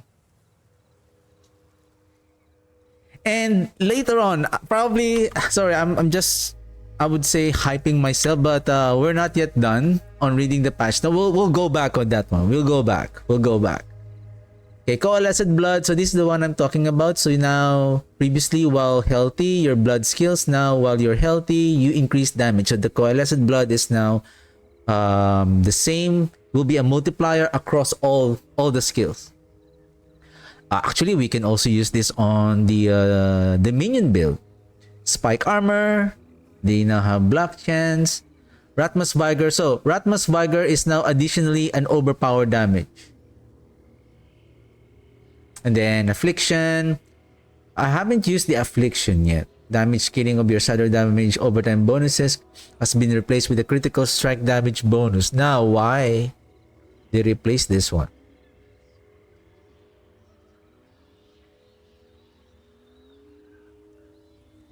Okay, legendary aspects. Numerous legendary aspects from Series 1 become title. Okay. This is the one that I'm talking about, that why Casime's legacy is not that superpower as I feel like it should be. The title now has a new updated power. Basically, this is a nerf. Blood Wave fires 2 additional waves, dealing multiplier damage. But this one, you can no longer recast it until the last wave ends. Now, this is my question. If you are investing on firing your Blood Wave and you are waiting for the Blood Wave to cast again, how long does it take? Like I think 2 seconds per each wave. Like, if you are already ready on 2 seconds, especially if you're using the fast blood aspect, how can you recast it again? Especially if you're using that Casime's legacy. Unless they make the blood wave, those additional waves, to scale with your with your attack speed also. Right? If you're attacking so fast, then the firing of the additional waves, even on the first wave, the fire of the additional wave is also faster. Let's put that in. Tidal aspect.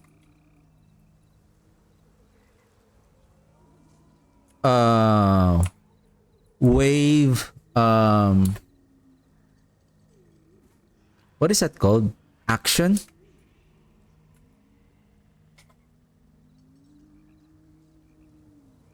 Wave action, or yeah, the wave animation. Sorry, yeah, animation. Should scale with your attack speed.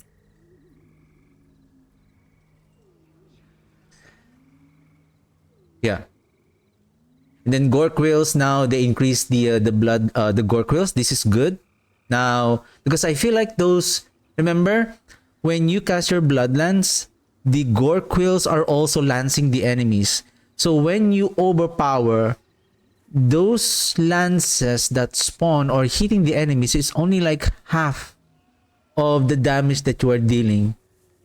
Now they have increased it to 80%, an additional 20%, which is good.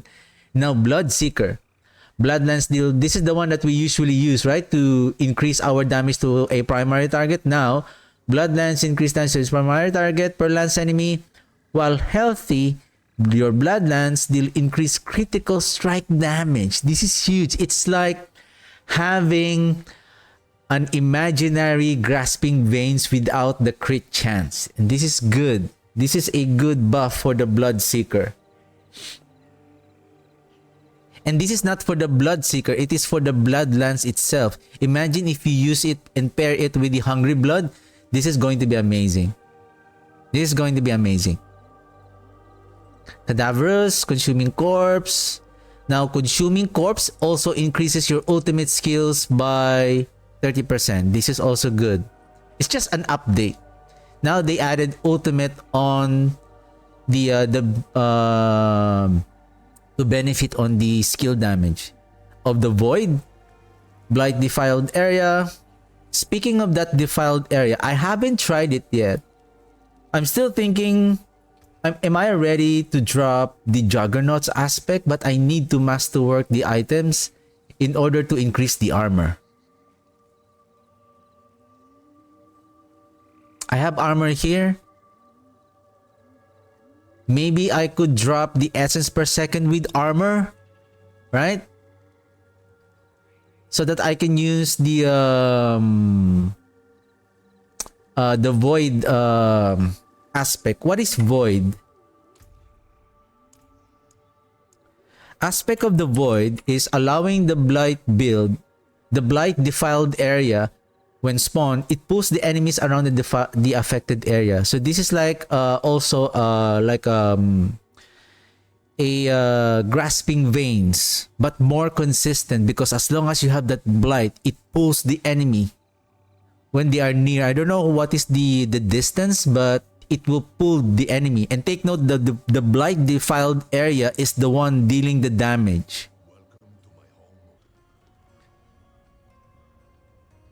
Okay, going back to what I'm saying is,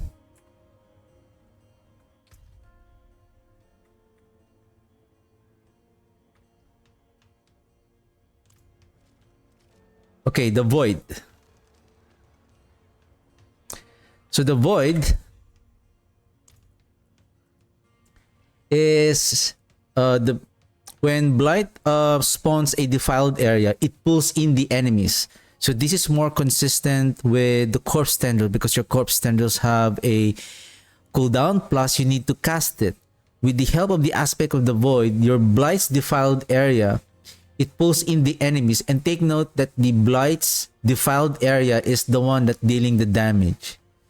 The shadow damage, those shadow projectiles that being spawned by the Ebon Piercer unique amulet, they are not, I think, spawning blight defiled area. It is your blight that causing a defiled area.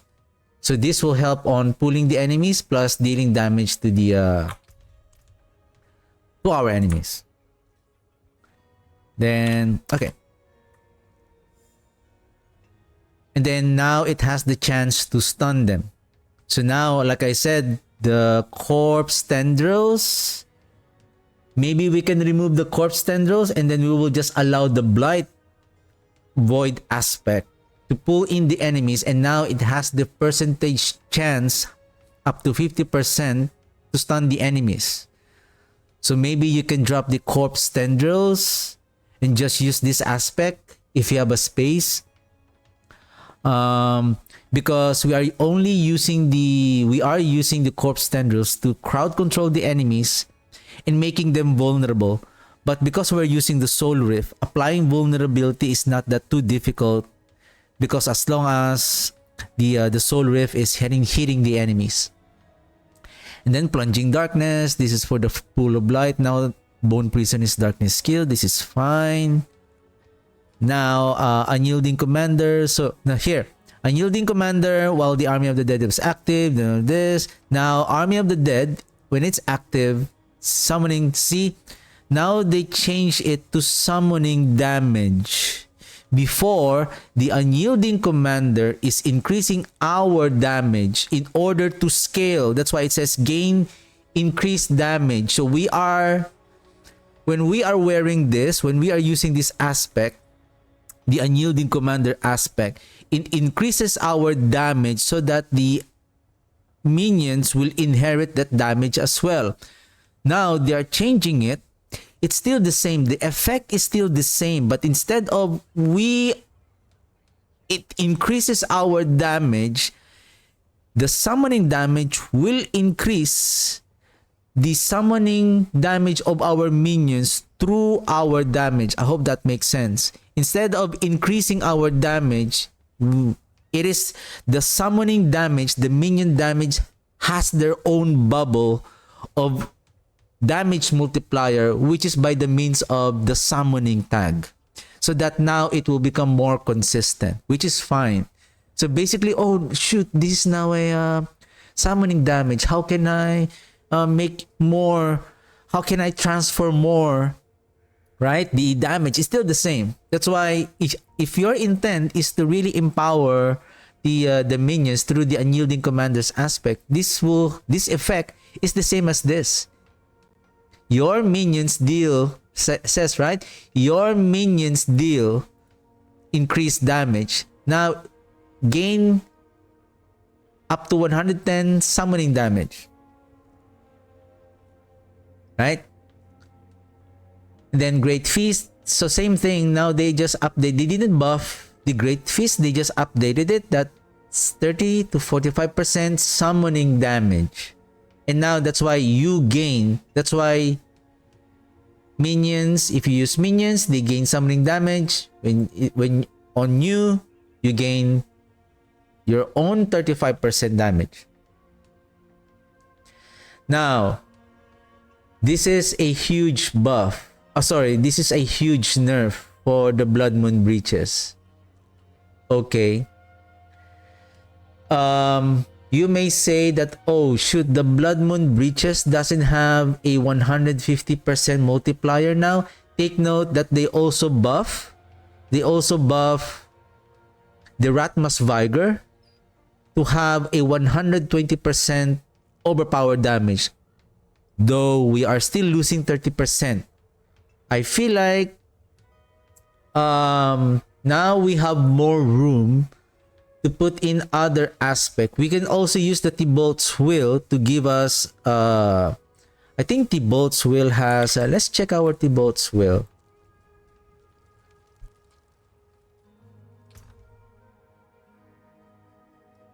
Thibault's Will, where are you?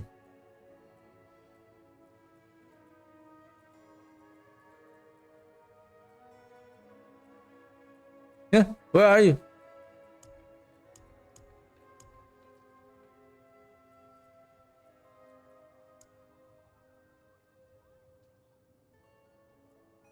Okay, here we go. The damage reduction, max life, max resource, and stats. You can only get the benefit on the 20% and then maximum life and some stats. Other than that, we don't have any if you are doing overpower, you can take advantage of the flat life.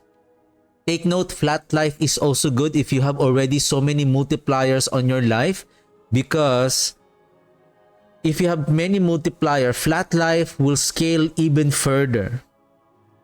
So we shouldn't underestimate the flat life. If you have so many life multiplier, maximum life multiplier already.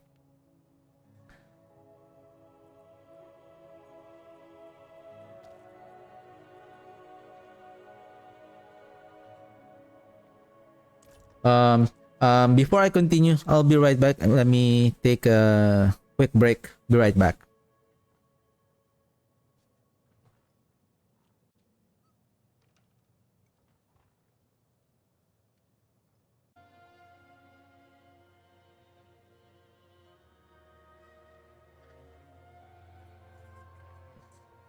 Okay, going back.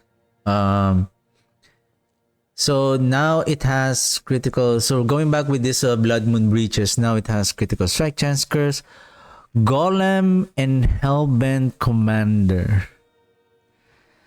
Now, previously is this. Now, so your summoning skills have a 7% chance to randomly inflict Decrepify or Iron Maiden. You deal increased critical strike damage to enemies affected your curses. Curses can now be applied from all of your summoning skills, including the Army of the Dead. Okay, then Bone Spear now leaves behind echoes. Now this is for, I think this is a buff that now it deals 50% more critical strike damage, and then it increases the your damage for every 5%, for 5% for every 25% of your critical strike damage bonus. This is good. Lidless Wall, Bone Storm, each time this. Now Lucky Hit. While you have an active Bone Storm, hitting an enemy has the 50% chance to spawn a Bone Storm around the location. Each sacrifice bonus increases the chance of 25% and allows you to spawn one more Bone Storm. The problem with the Lidless Wall, if you are attacking one single enemy, okay, around their location, if you're hitting the boss, if you're hitting single target, there is a high chance that you will not only spawning, that you will not be able to spawn a bone storm unless you can really reduce the bone storm.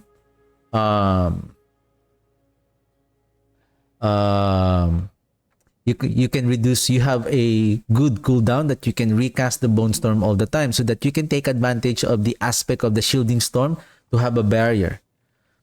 I think for the leadless wall, just to make it more efficient, maybe so for leadless wall for bosses,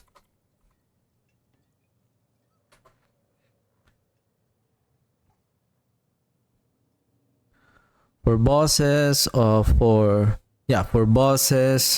elites, I mean for bosses, to spawn a bone storm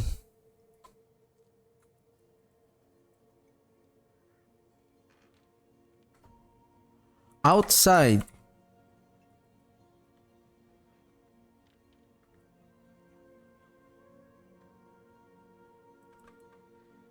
to spawn an additional, not an additional bone storm away from the bone storm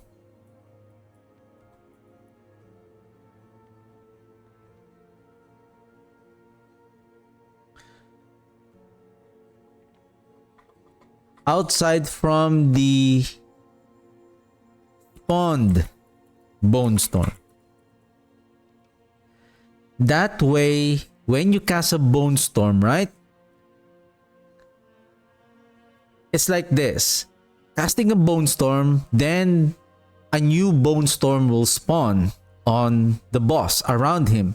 Then basically, the more sacrifice bonuses, we can add, I think, up to 3, an additional 3 bone storms. But how can you add additional bone storm? Because you need to hit the enemy outside of the bone storm. See, chance to spawn an additional bone storm at their location. Each of them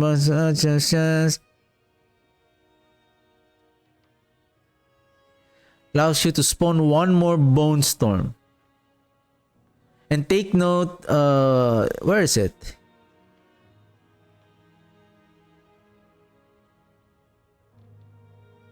I think this is not it. Let me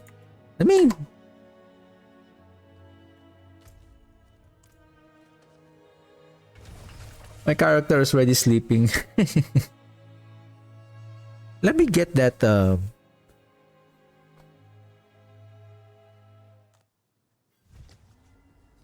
leadless wall.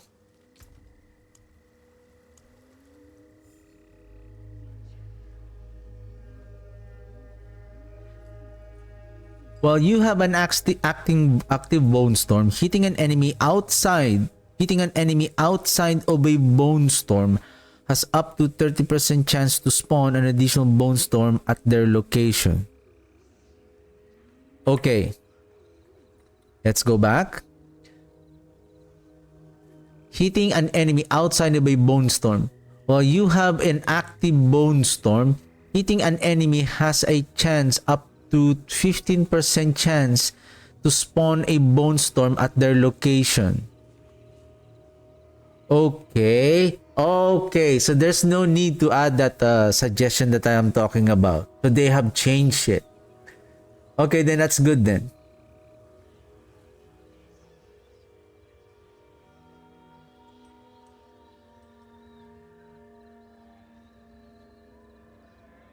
But the timing should be perfect, that while you have an active bone storm, by the time that your own bone storm is already starting to end, you should have an active bone storm on that boss.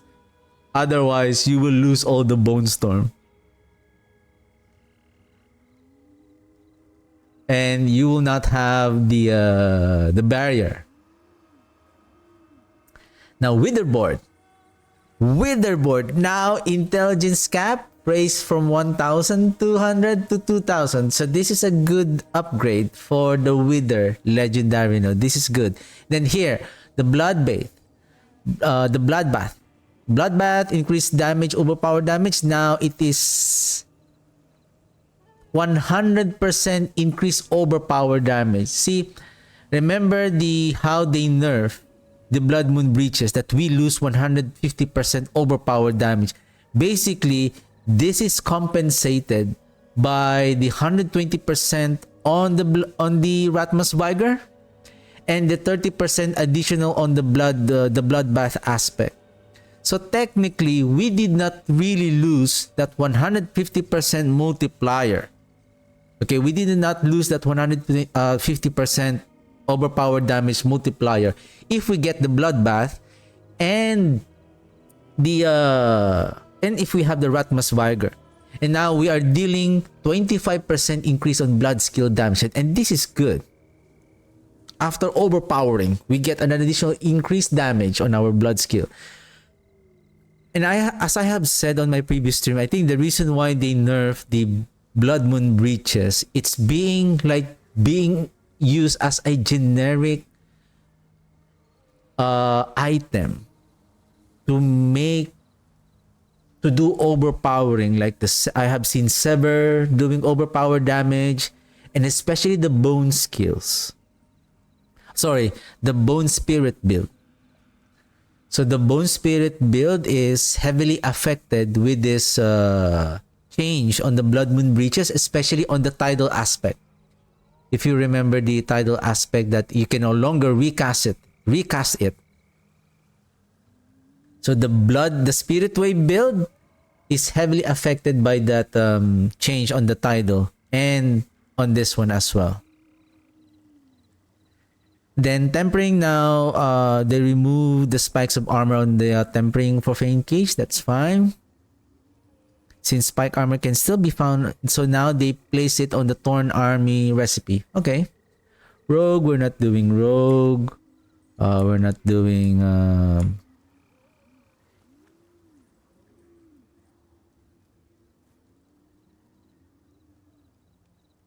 we're not doing Sorcerer. Okay, Nightmare Dungeons. Totem, Demonic Totem, Seasonal Nightmare, Best of Hatred Dungeon, Base Game Dungeons.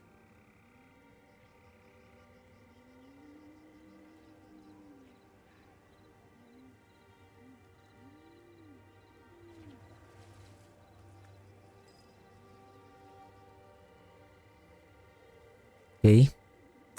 Storm of the Wild, so they have increased the incenses, which is good. They have increased it like 400 times. Basically 300 times. Loot tables, loot updates, generic for ancestral that increase, that's fine. Elixir, legendary aspects. This is also good. Acquisition of compasses has been adjusted. Greater Hell Tide. Okay. This one, Whisper Cache has been added. So, a new Whisper Cache has been added. Collection keys. This will include 3 Infernal Compasses and Nightmare Dungeons. Yeah. I don't think that this is... It's a good addition, but I would rather go with those items as long as this one contains gold. This is going to be... I'm not going to waste my chance on collecting this cache if it doesn't contain gold. Because one reason why I'm collecting... I'm doing Whisper events is to take advantage of the experience. Of course, experience is very generic to all the caches, but also for the gold. And especially this one, Gem Fragments. It's not dropping gold. I don't need this one. Even though it's a legendary, I'm not gonna grab this. Unless if you're after for the experience, I guess. For the legendary Gem Fragments. Let me put that in. Whisper Cache. Collection keys and Gem Fragments. should also contain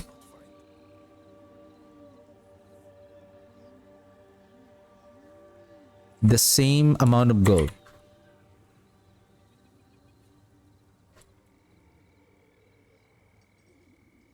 The other caches. Okay. Then greater crafting whisper cache has been adjusted. It's now a normal cache, so it will appear more often. Greater crafting whisper. So I will add that also. Crafting fragments and greater crafting. Okay. No longer contains non-crafting items. Okay. Affix updates. Items and affixes are not usable by accounts. Yeah, speaking of affixes, there is this one aspect, right? Was that the constellation thing from the sorcerer that always keeps on appearing on my loot? Ultimate cooldown reduction, damage buster, store essence. This is fine. Necromancer storms and 45, that's fine. Necromancer's casting ultimate restore resource, yeah. Now, here it is. Summons and minions update. All skills that summon entities such as Necromancers minions, Druid companions, Sorcerer conjurations are now all tagged as summon skills for consistency across classes. Added the summoning skill tag to Druid companion skill, blah blah. Skeleton, Golem, and Army of the Dead. Units created by these skills are now collectively referred to as summons. All damage from summon is attributed to the player's character. All damage from summons is attributed to the player's character. So basically, like the Army of the Dead, the minions, all of our minions will still inherit 100% of all the so-called damage to close, all damage to distance. They will inherit those. And then the summoning skill damage will scale those damage, which will be transferred, or that is the one that's being inherited by the minions. So summoning damage is a multiplier from our damage that will be transferred to the minions. Updating wording on various aspects to use the new summons terminology were appropriate. Many effects still interact only with the class-specific version of these summons. Updated wording on various effects to remove you and your minions, where it is now redundant to specifically call out your summons. Developers note summoning skills have behaved inconsistently across the classes, making it hard to know how to scale their damage or what effects would interact with your summons. Because I also saw this on the Golem. If I invest on the summoning damage, the active skill of the Golem scale with that summoning damage, because the summoning damage that is a summoning skill is a active skill of the Golem. Somehow, if you add the summoning skill, if you add Golem damage, or basically the Golem damage doesn't scale the active skill, only the base damage of the Golem. So it's like if the active skill of the Golem, say, adds an additional 50%. So if the Golem damage is 100k, when you cast its active skill, it will become 51. It will add an additional 50%. However, when you invest on Golem damage, which is one of the best, the ideal values that you need to invest in if you're talking about Golem, it will not scale the active skill multiplier. I think it would be best to bring out our good old minion.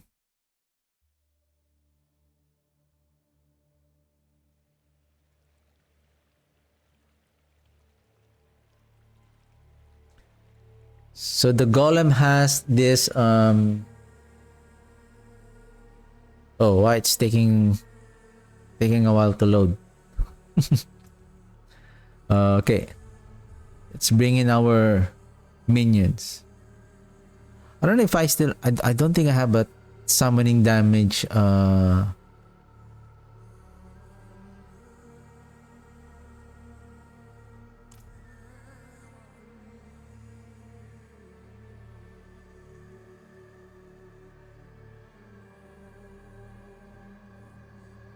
because with regards to intelligence, the intelligence increases the summoning skills.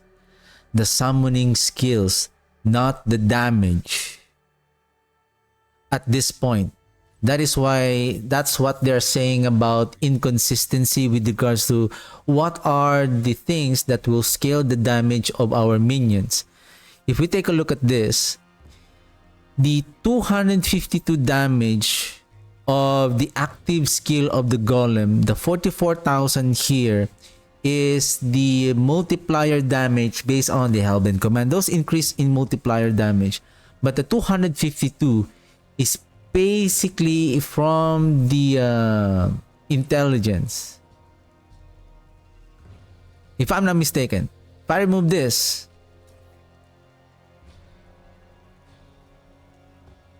see how the damage is also reduced? I believe that is also because of the intelligence that we are losing 189. Oops.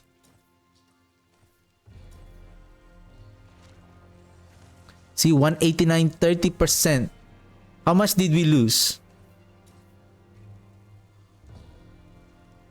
210, 189.7.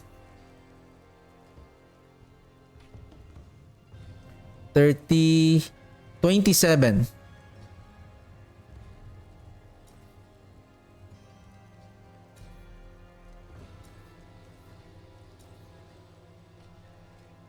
We're losing around 42%. Oh, because of that, sorry, because of the Golem Mastery. How about 216? Oh shoot, our mages died. It's okay. So still at 242. See? If you notice, 252 was still the same. But how come, if I'm not mistaken, this one was around 44? See, it is 44 damage, but the percentage is still 252.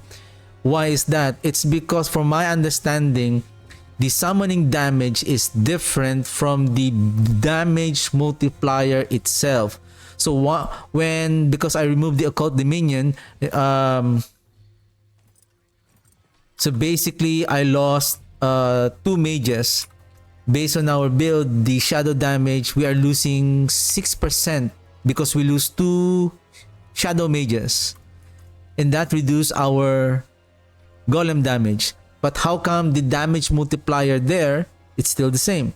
Since see, now we are at 44. 40 to 52. So what is the cause of that damage multiplier? It feels like the intelligence is scaling the summoning damage, but somehow the 242 equivalent, what is that value? Is that the summoning skill? Right? Because if we remove this one, this is Golem Mastery, we lost 42%. So 42, 3 Golem Mastery is equivalent to 75%, like 25, so that's 75% multiplier. And then where does it scale, right? Where does it scale on the damage? So that is why it's kind of inconsistent. So if you have summoning damage, this will scale the golem damage by the total summoning damage, then that's it. I feel like the golem active skill will now have a more consistent scaling on its damage. So that's how what I'm seeing it. So let's go back with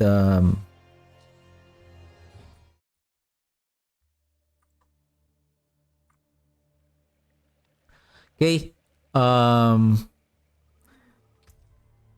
This means that the damage of your minions will be able to trigger. So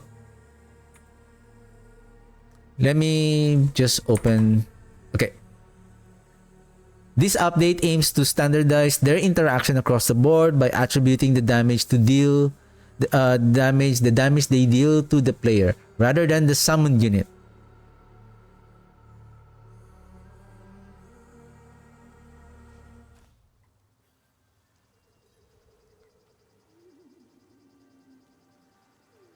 Would interact with their summon set.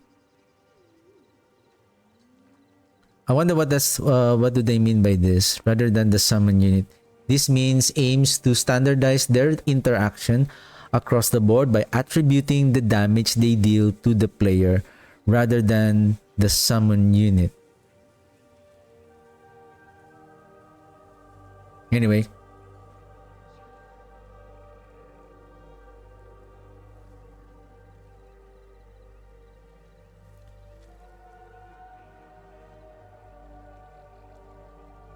and then this means that damage from your minions will be able to trigger all of your lucky hit effects. This is the one that I'm so happy and so interested to build with the minions now with Season 7. They can now trigger lucky hit effects. And that is going to interact better with the Blood Moon Breaches that gives your minions a chance to automatically cast Iron Maiden or Decrepify.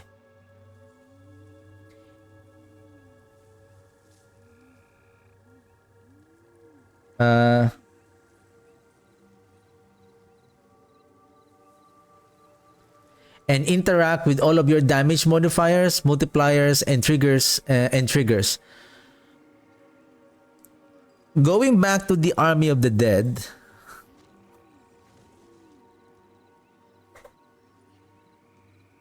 Going back to this Army of the Dead. The Army of the Dead, as I have shown earlier, this currently it is already at 80% lucky hit chance. If we can summon, if we can cast the Army of the Dead.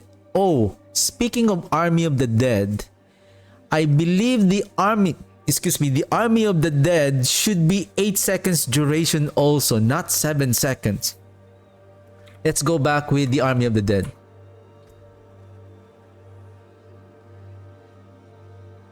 Over the next 7 seconds, the reason why it needs to be 8 seconds also, so that it can take advantage of this. Right? Because if you still have 8 seconds before you can recast the Army of the Dead again, right? If you can recast the Army of the Dead before the 8 seconds ends, then at least it's like, if I can recast the Army of the Dead, basically, based on this, I need to recast the Army of the Dead to take advantage of the second window time to make our minions to deal more damage, plus with the finality. So if I can recast it again at the 8 second, then I'm losing that 1 second of that 15% multiplier from the finality. Do I have... Not yet. Okay, let's add that one. So Army of the Dead. Army of the Dead.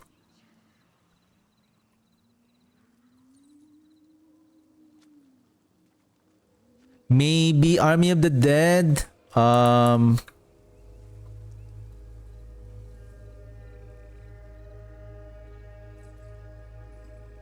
about this one? This is, I don't know if this is too overpowering, but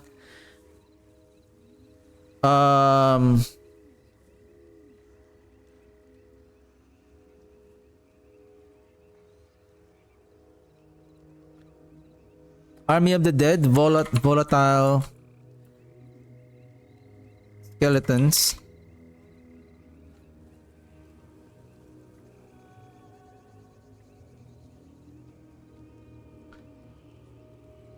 emerge over the next 8 seconds. 8 seconds. And then the unyielding commander aspect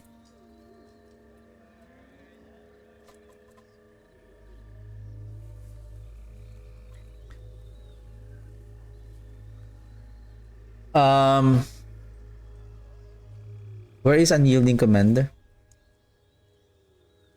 Unyielding commander.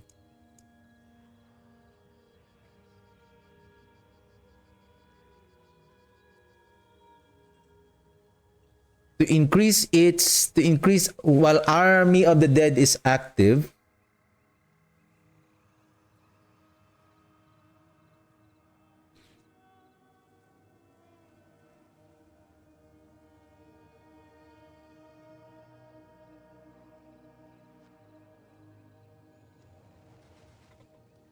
Probably and increase the duration of the volatile skeletons to maybe 10 seconds to 10 or 15 seconds. Thanks. Right?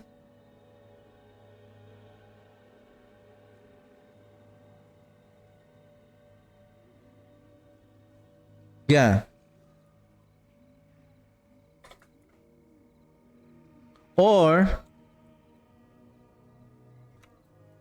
add a temper utility affix that increase the Army of the Dead duration. Yeah. Same thing with the Soul Rift. Yeah, that's it.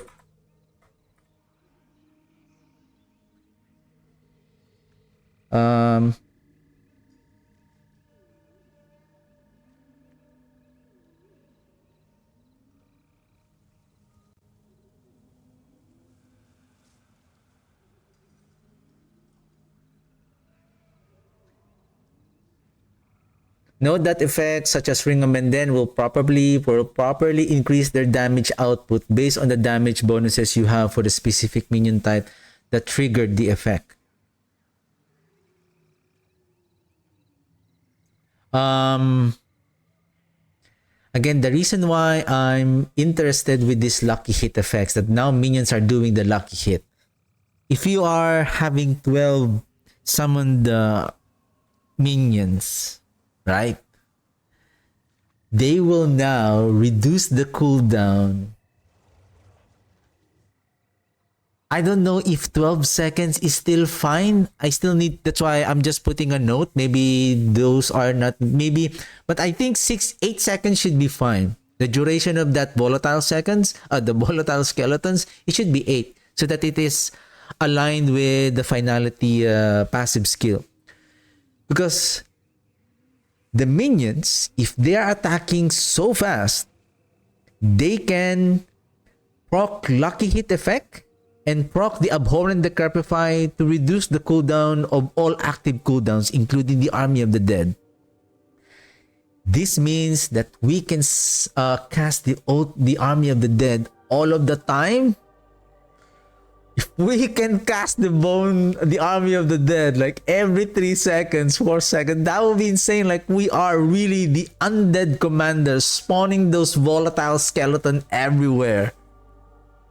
And basically, our Army of the Dead is now our damage dealer, not the minions anymore. That is going to be fun. That is going to be insane.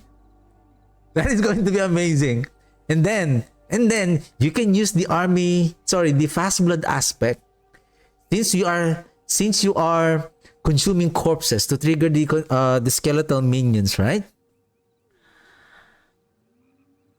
To empower the minions through the skeletal priest, you can get those blood orbs, right? Picking up the blood orbs getting the blood begets blood multiplier, and then you are reducing also the what you call this, the oh,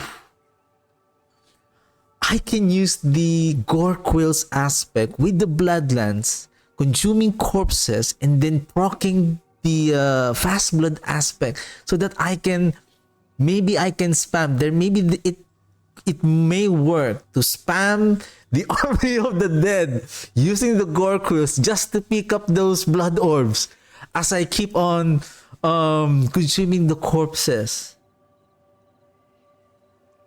That is going to be insane. That is going to be amazing. That is going to be amazing. Like every 3 seconds, army of the dead, volatile skeletons everywhere. That is going to be fun. That's going to be fun. Let's go, army of the dead. Let's go, army of the dead. Anyway, infernal compasses now stack based on tier. Maximum stack is not. Now this is good. Now we can stack infernal compasses. Finally, right? Finally. Customization screen, wardrobes, stable master have been updated to improve general readability, lower item power rings. Comparing lower item power rings and dual wield weapons now always compare a default slot instead of selecting one with the lowest item power. Okay, all nearby crafting materials will now be collected when picking up stack on the ground. All crafting materials will now be collected when picking up a stack on the ground. Okay. Yen's blessing has been updated to clarify that the free cast triggered by the item do not count as if the player casted the skill, which implied other effects should also trigger in these cases. So I guess, okay. So meaning it's just a free cast, but not counted as a casted. Okay. Mounts can be customized everywhere. That's good. But gold, okay, that's fine. New option, training yard to add toggle damage variance on and off. I don't know what does it means though. Training yard has been added to toggle damage variance on and off. Is this what they're saying, that you can now see a damage output so that you can see how much is the damage that you were dealing before, so that you can see the maximum damage output that you deal? PTR suggest PTR. So I'm gonna test this. Okay, I'm gonna test Army of the Dead, and then this one, the training yard. Toggle damage variance. And then I'm also gonna check the so this is 3 4 oops for testing Indira's memory.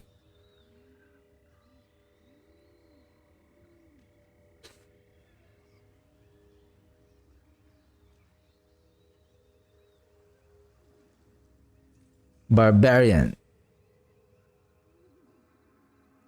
Okay, I'm not skipping that. Oops. Hey. Okay, Necromancer. Fix an issue where this I don't know about this. I didn't use affliction. I didn't also use needle flare, shade mist to trigger ring of Menden. I didn't know this. I didn't also know this about abyssal glyph, granted 21% bonus damage instead of 10%. Fix an issue where the free cast from the Blood Artisan's Cuirass killed off both current and maximum life. So this one, player were saying that the Bone Spirit is scaling based on your base life and maximum life, and somehow it was a bug. Because I know that the 100% is basically 100%, a flat damage multiplier that will diminish based on the current life when you spawn it. So for example, if the bone spirit spawned at when you are at 90% life, then the damage of that bone spirit is, I don't know, upon impact. For example, upon impact, you are at 90% life, then your damage is 90%. But somehow, it is scaling based on the maximum life that you have. So I think that was a bug. Fix an issue where Soul Rift could overpower when using Blood Bolt aspect. Okay.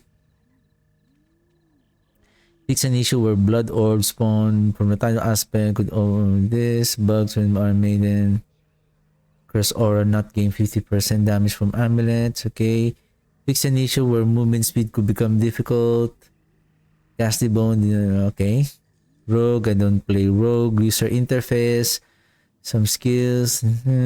Using keyboard search. Fix an issue where control navigation. This one. Lord Zir. Alright. I think that's it. I'm still gonna check if there's anything that I have missed. What are the things that I have going to check? And I already have some list of suggestions to further improve the items and the affixes. I'm very excited with Blight is now more powerful on season 7, 100%. What more interested me is the Army of the Dead. And speaking of Army of the Dead, take note that we're always dying when we don't have. So the reason why I'm so hyped with that the lucky hit. So the Army of the Dead has the 80% chance. If you have 80% chance on, you have 12 minions who can do lucky hit, then you can proc this Necrotic Fortitude all the time. That is 100%. You can proc this Necrotic Fortitude all the time. Therefore, you can get the barrier. Now, you are worried about the multiplier damage that the Soul Rift is giving? No worries. The Unyielding Commander is 100 up to 110% damage increase. And if you put it on a 200 weapon, this will become double the damage. So we're not really losing the damage from the Soul Rift. We're even better. And I can't imagine like doing Army of the Dead, spawning those volatile skeletons everywhere. That is going to be insane.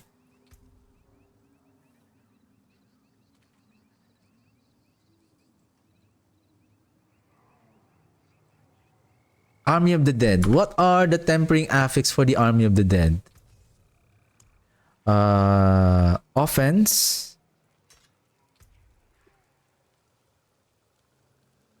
Army of the Dead to deal double damage. That's fine. But for the offensive summoning, there's nothing. Only the summoning damage. Only the summoning damage.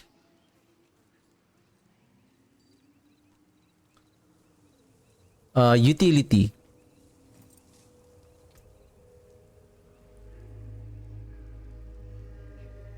Skeleton Priest effect. So this one, maybe to remove or add on the execution innovation.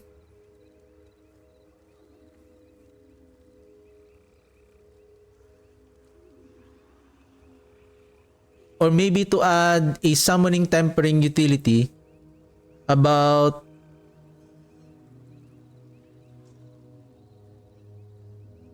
how about we add that one?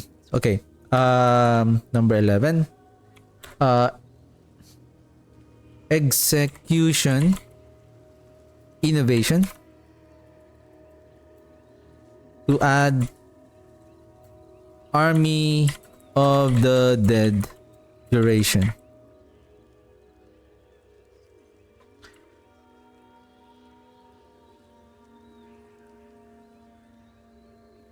All right. Yeah. To add that Army of the Dead duration.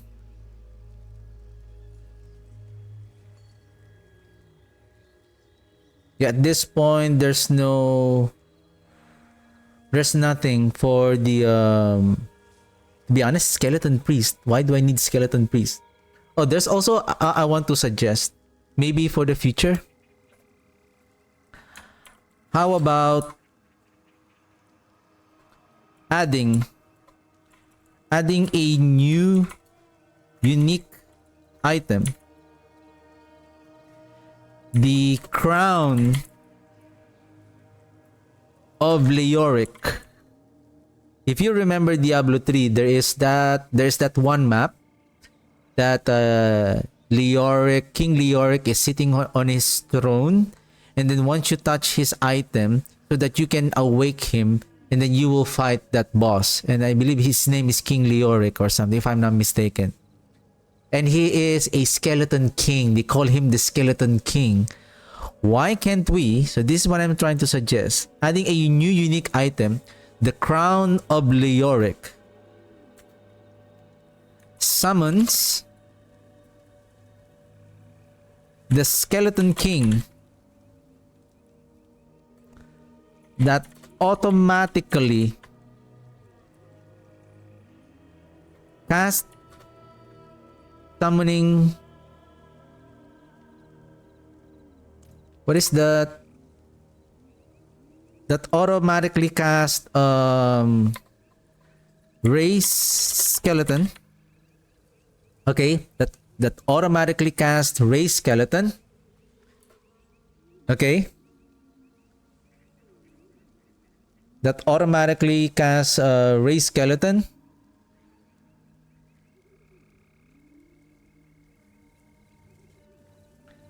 And then how about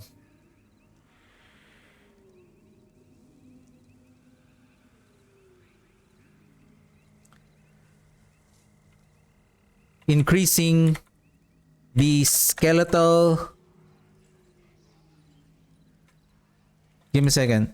Summons the skeletal king that automatically casts raise skeleton. Auto raising the skeleton minions if they die.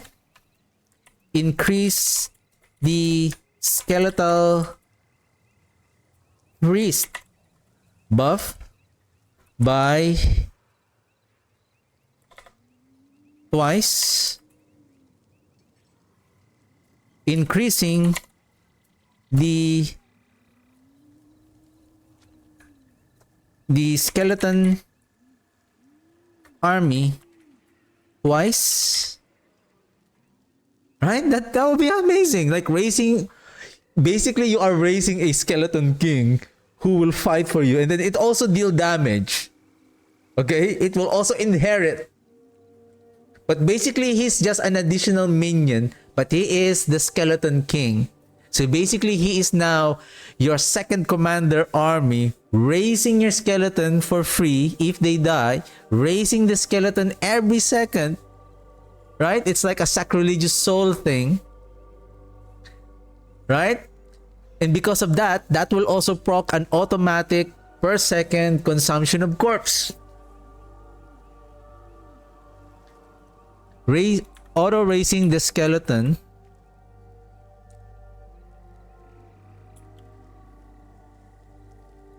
automatically casts raise skeleton by consuming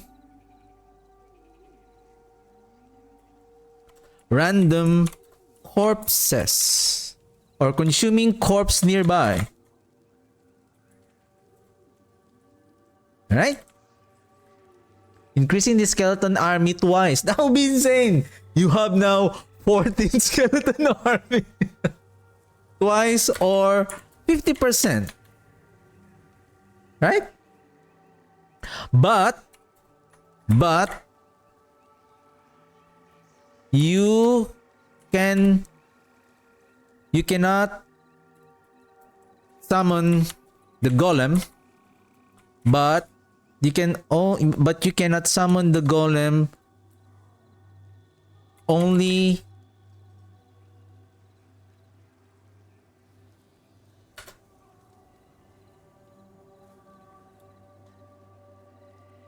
but you cannot summon the golem, but can sacrifice them, but can get the sacrifice bonuses,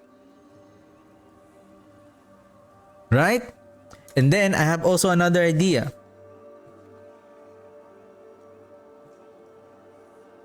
How about this? What the golem mastery is on the chest, right? The golem mastery is on the chest. Okay, how about this one? A unique chest armor.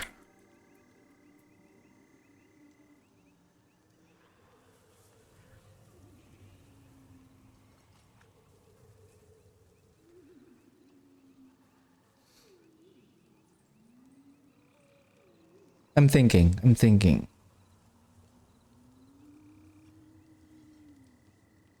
There are 4. Now, I want to really revive the original golem on Diablo 2. We have 4, if I'm not mistaken. There's clay. There's also do we have bone? I can't remember if there's a bone. I know there's clay golem, there is fire, there is iron. There is blood.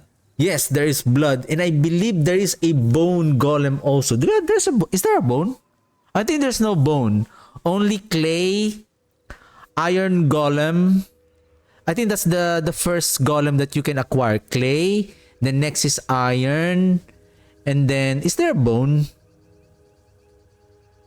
I'll try to research that. And then the most powerful golem of all is the fire golem. Now what I want to suggest on the unique chest armor is this. You can no longer skeletal minions is no longer available, but can use the sacrificial bonuses. Okay? Now, here's the fun part. You can have 3 golems at the same time. Okay? The same time. But you can only have a primary golem that can be but you can only have a let me rephrase this correctly. You can have 3 golems active at the same time. At the same time. But you can only have 1 primary golem that can use an active skill. In addition,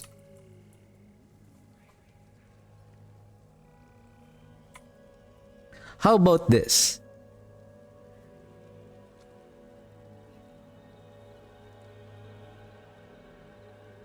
I want to add 2 more golems.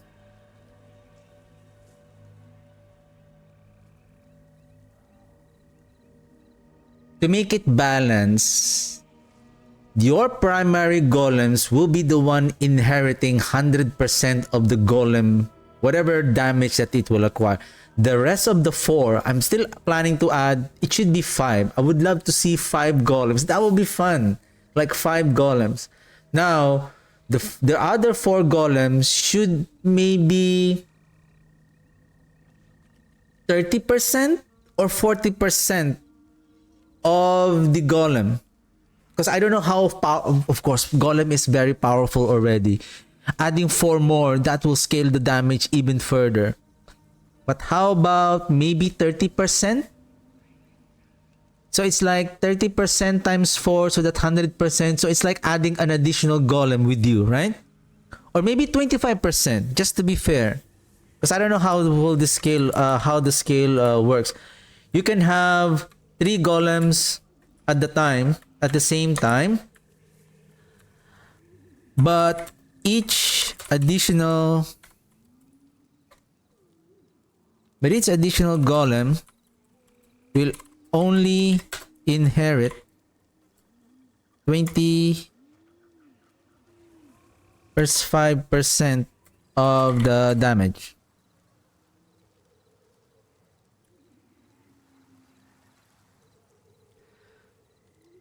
Okay? But you can only have one primary golem that can use active skill. Now, this is what I'm trying to suggest. We want 5 golems. So what are the other 2 golems? But it requires condition. How can we make that condition? This is what I'm thinking. I want to spawn the clay golem and the fire golem. And I'm still thinking, what are the abilities of the fire? So I would say fire that spawns fire on the enemies. That would be fun, right? Like making the enemies burn. Like you will see those effects, burning the enemies. Burning the enemies. And maybe the active skill of that fire golem is creating like firewall or something. Right? Creating a firewall or like a bone prison wall. Something like that. That would be fun. But it only happens every 10 seconds, say. Now, okay. I hope that they will find this feedback, and they may find this feedback, like, oh, this looks kind of fun. Before my character disconnects, let me make this. Let me go here first, and I'm almost gonna take my lunch. I'm just gonna finalize this suggestion, and then okay, in addition,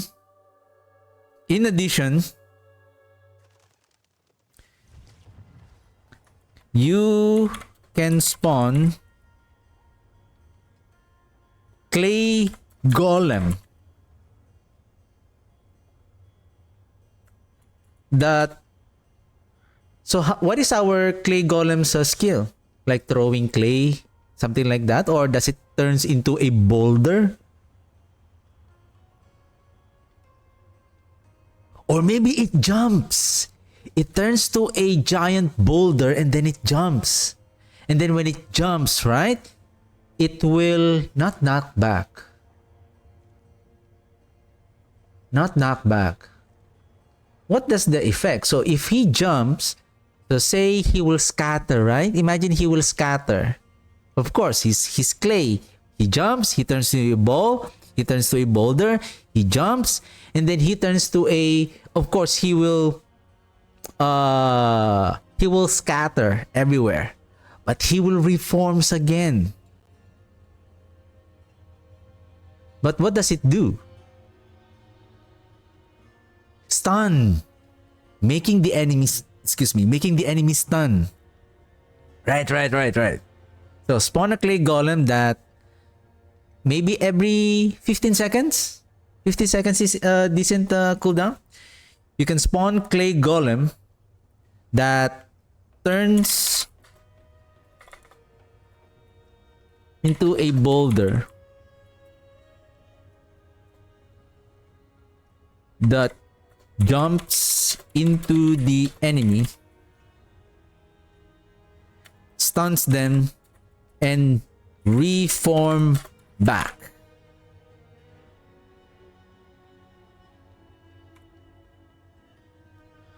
But you need what? I can't think of a requirement. What I'm only thinking is you need to have a maximum physical resistance. You need to have a maximum physical resistance.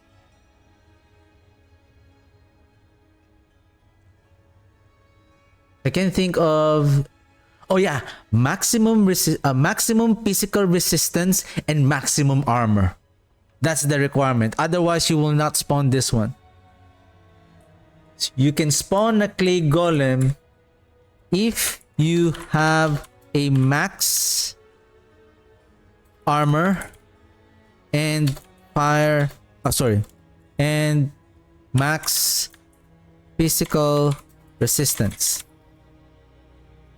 that turns into a bolter that jumps on the enemy, stuns, and reforms back. Then, in addition, you can also spawn a fire golem. A fire golem. So now you will now have five. Imagine like a golem army. That would be fun, right? Like golem army. So say I'm going to use the blood golem because blood golem heals the necromancer. Plus it has the scale damage multiplier. Right? That would be fun. That would be fun. Okay. In addition, you can also spawn a fire golem. You can also spawn a fire golem that if you have a max fire resistance. So how can we do this?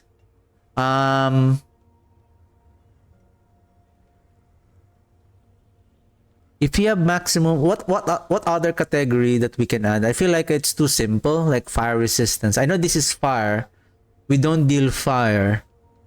Let's check our stats. How about intelligence? Right? If you have a max fire resistance and intelligence, let's make it difficult. You know, intelligence. Not make it difficult, but not difficult to acquire.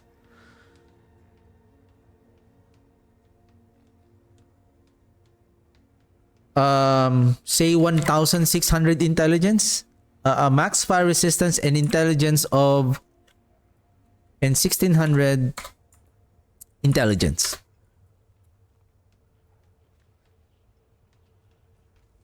But what is the skill of our fire golem? So the fire golem is just, I don't want to make the skill of the fire golem that's similar to the conjuration or the skills of the sorcerer. It needs to be unique. It needs to be unique. From what I remember, the fire golem on Diablo 2 is just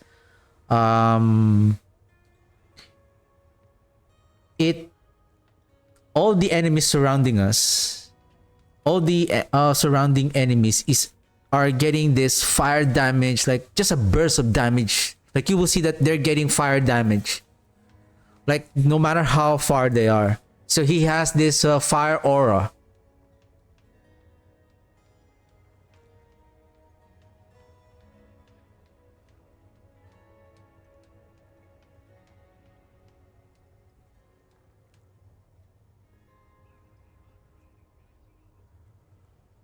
Oh, how about for every 15 seconds he explodes and do this fire nova? Yeah, right? That's it. Give me a second. So skeletal, so the unique chest armor skeletal minions is no longer available, but can use the sacrificial bonus. You can have 3 golems. You can have 3 golems active. You can have your. This is our primary 3 golem. You can have your 3 golems active at the same time, but each additional golem will inherit 25% of the damage. But you can only have 1 primary golem that can use an active skill. In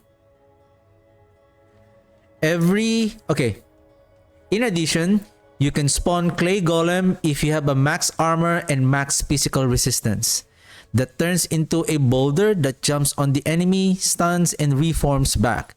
In addition, you can also spawn a fire golem if you have a max fire resistance and 1600 intelligence that explodes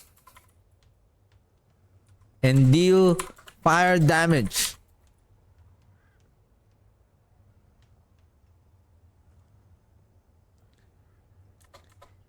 Making the enemies receive more damage from us. All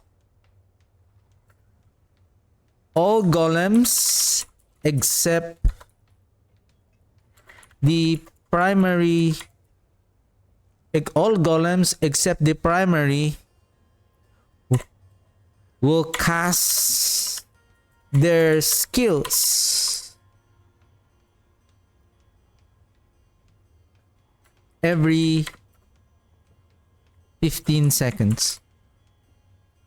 So each golem that we have, they have their own passive. I haven't mentioned any passive from the what is the best passive for Clayden?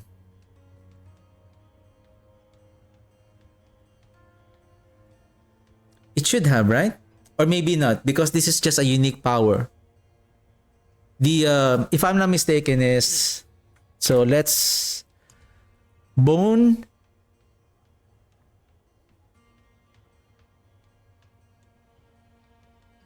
Basically, it doesn't have its own passive skill though.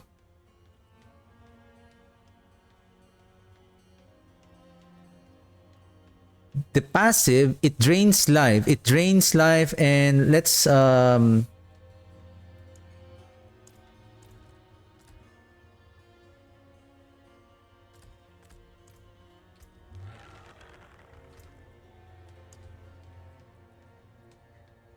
so the passive, you are protected by the golem with life and attacks for, so basically the golem is protecting us from damage. That is good. Blood. Oh, it's the same. It's the same.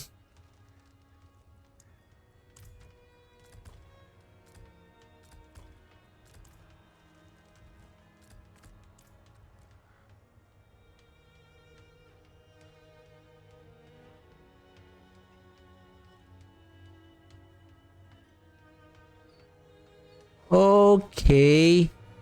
Okay, now I get it. Okay. Can I see the Iron Golem? I haven't seen this because it doesn't have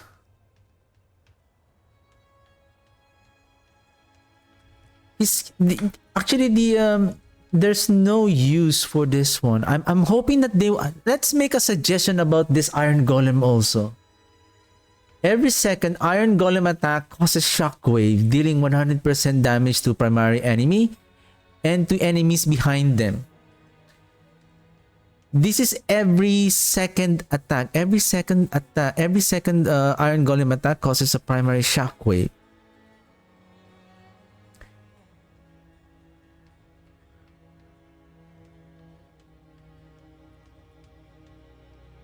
Command your golem to the targeted area and slam their fist into the ground, dealing damage and stunning surrounding enemies for seconds.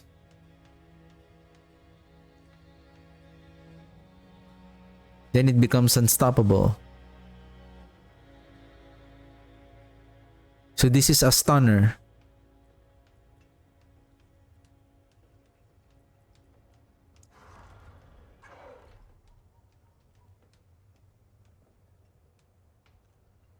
That's it?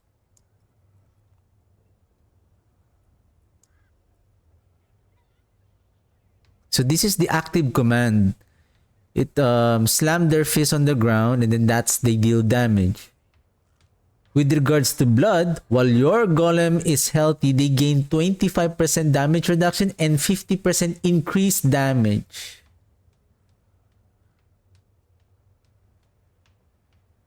This one, every second golem attack. So if you want to use this one, you need to utilize attack speed in order to really make the golem hit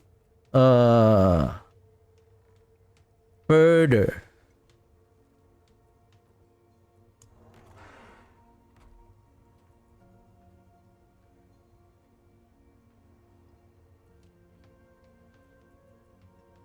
This is 140% damage. This is 200%.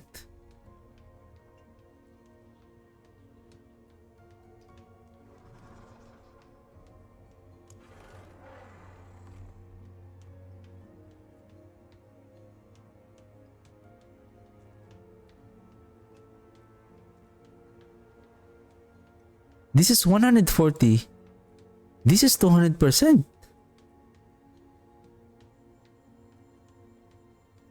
Then every second attack, your golem hits an additional 154. So if he's attacking so fast, then every second attack, he will do another damage to the enemy.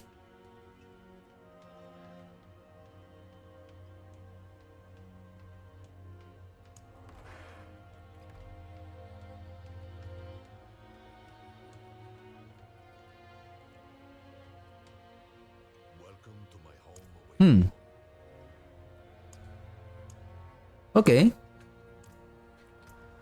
Okay, so then there's no passive then. I mean, that's it. If everyone is that one, then I would say it's fine, right?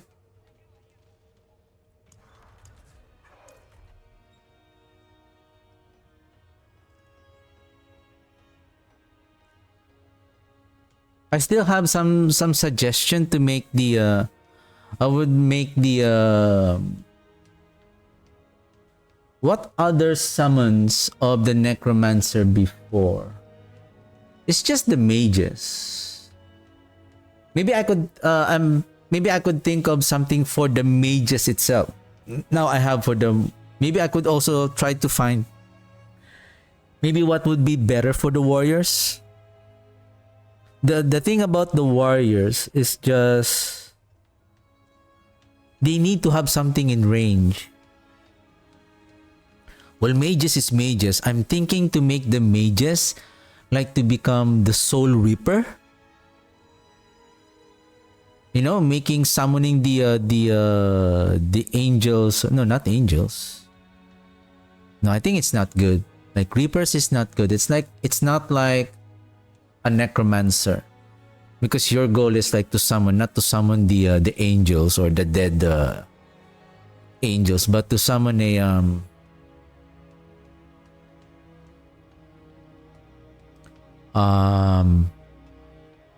what you call this, to summon a what I'm thinking is to some kind of summoning a different kind of minion, but forming like, for example, like zombies. Like what they will do.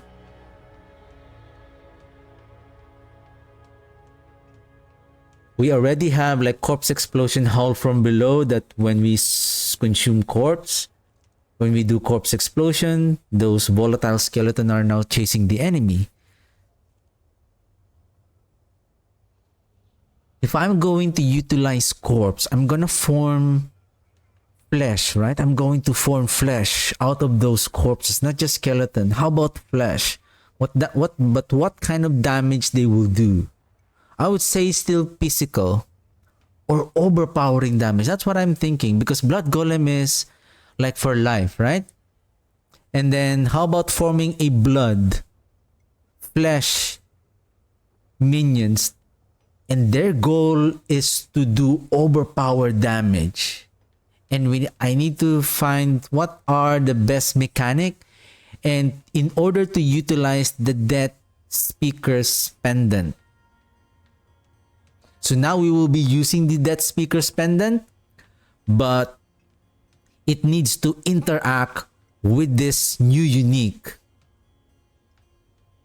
So basically the Death Speaker's pendant will be an additional to scale the damage further of that unique. So the unique that I'm thinking of is some kind of like forming a zombie, wherein those zombies are dealing overpowered damage, like in the form of same number of the skeletal minions, 4 melees,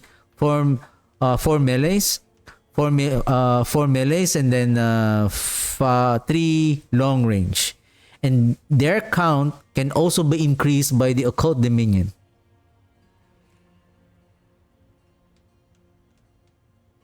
So imagine this. Instead of them firing those ranged minions, instead of them firing, how about they spit blood on the enemy? Something like, you know, they're acting like they're vomiting on the enemies. How about something like that? And then the enemies, the melee, how do you pronounce it? Melee or melee? I'm gonna try that. Usually I always say a melee. A melee, is it melee or melee? Anyway, a melee attacks, instead of them walking, they are crawling on the ground like ghouls. And when they attack, they don't have any weapons on them, swords or anything, but they scratch their enemies, they scratch and they bite. And then, say for every 6 attack that they deal, they will do overpower damage. But then again, overpower damage is already so powerful, especially when you have minions and they're scaling their life with us. How about the overpower damage is scaling, say not to make it too overpower, maybe 10%? 10% of their value? Or maybe they just overpower because the minions they don't fortify. I think whatever, oh shoot, because their life is also scaling with us, right?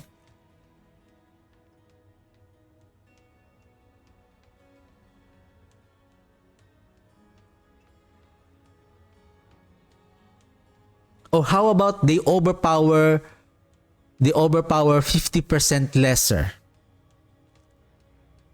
Because you will have 4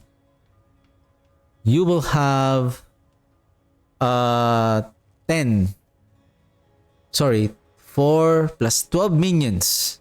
Oh sorry, is it 4 plus 11 minions? Sorry, 11 minions. So 10%, it's like 110% overpower damage. Or maybe 15% to make it like a little bit more powerful, like 15%. No, I think they have more life than us. Right? I will invest on maximum life and then the minions will get overpower. Right? And what else? Yeah. Like those ranged zombies, like they're spitting. You know what I mean? They're spitting.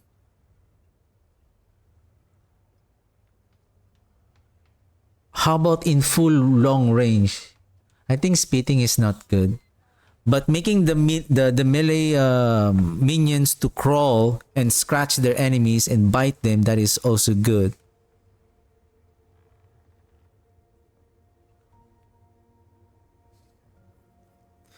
Or how about they're throwing like some kind of a lance, like blood lance. But instead of lance, they're throwing like some kind of a bone. Like throwing their own flesh to the enemy, something like that. Like that, just to create an animation.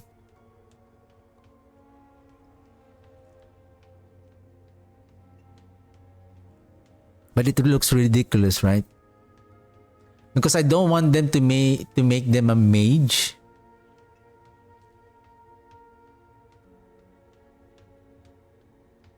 Yeah, probably like that. Like probably like a bone, a flesh spear, some kind of that, something like that. Like a flesh spear that you're throwing with the enemies, and then on the 6th hit or on the 7th hit, they overpower. Okay, but they will not get the benefit from the Ratmas chosen, just to make it balance. So even though you pick up Blood Orb, they will not guarantee the overpower. You can overpower, but they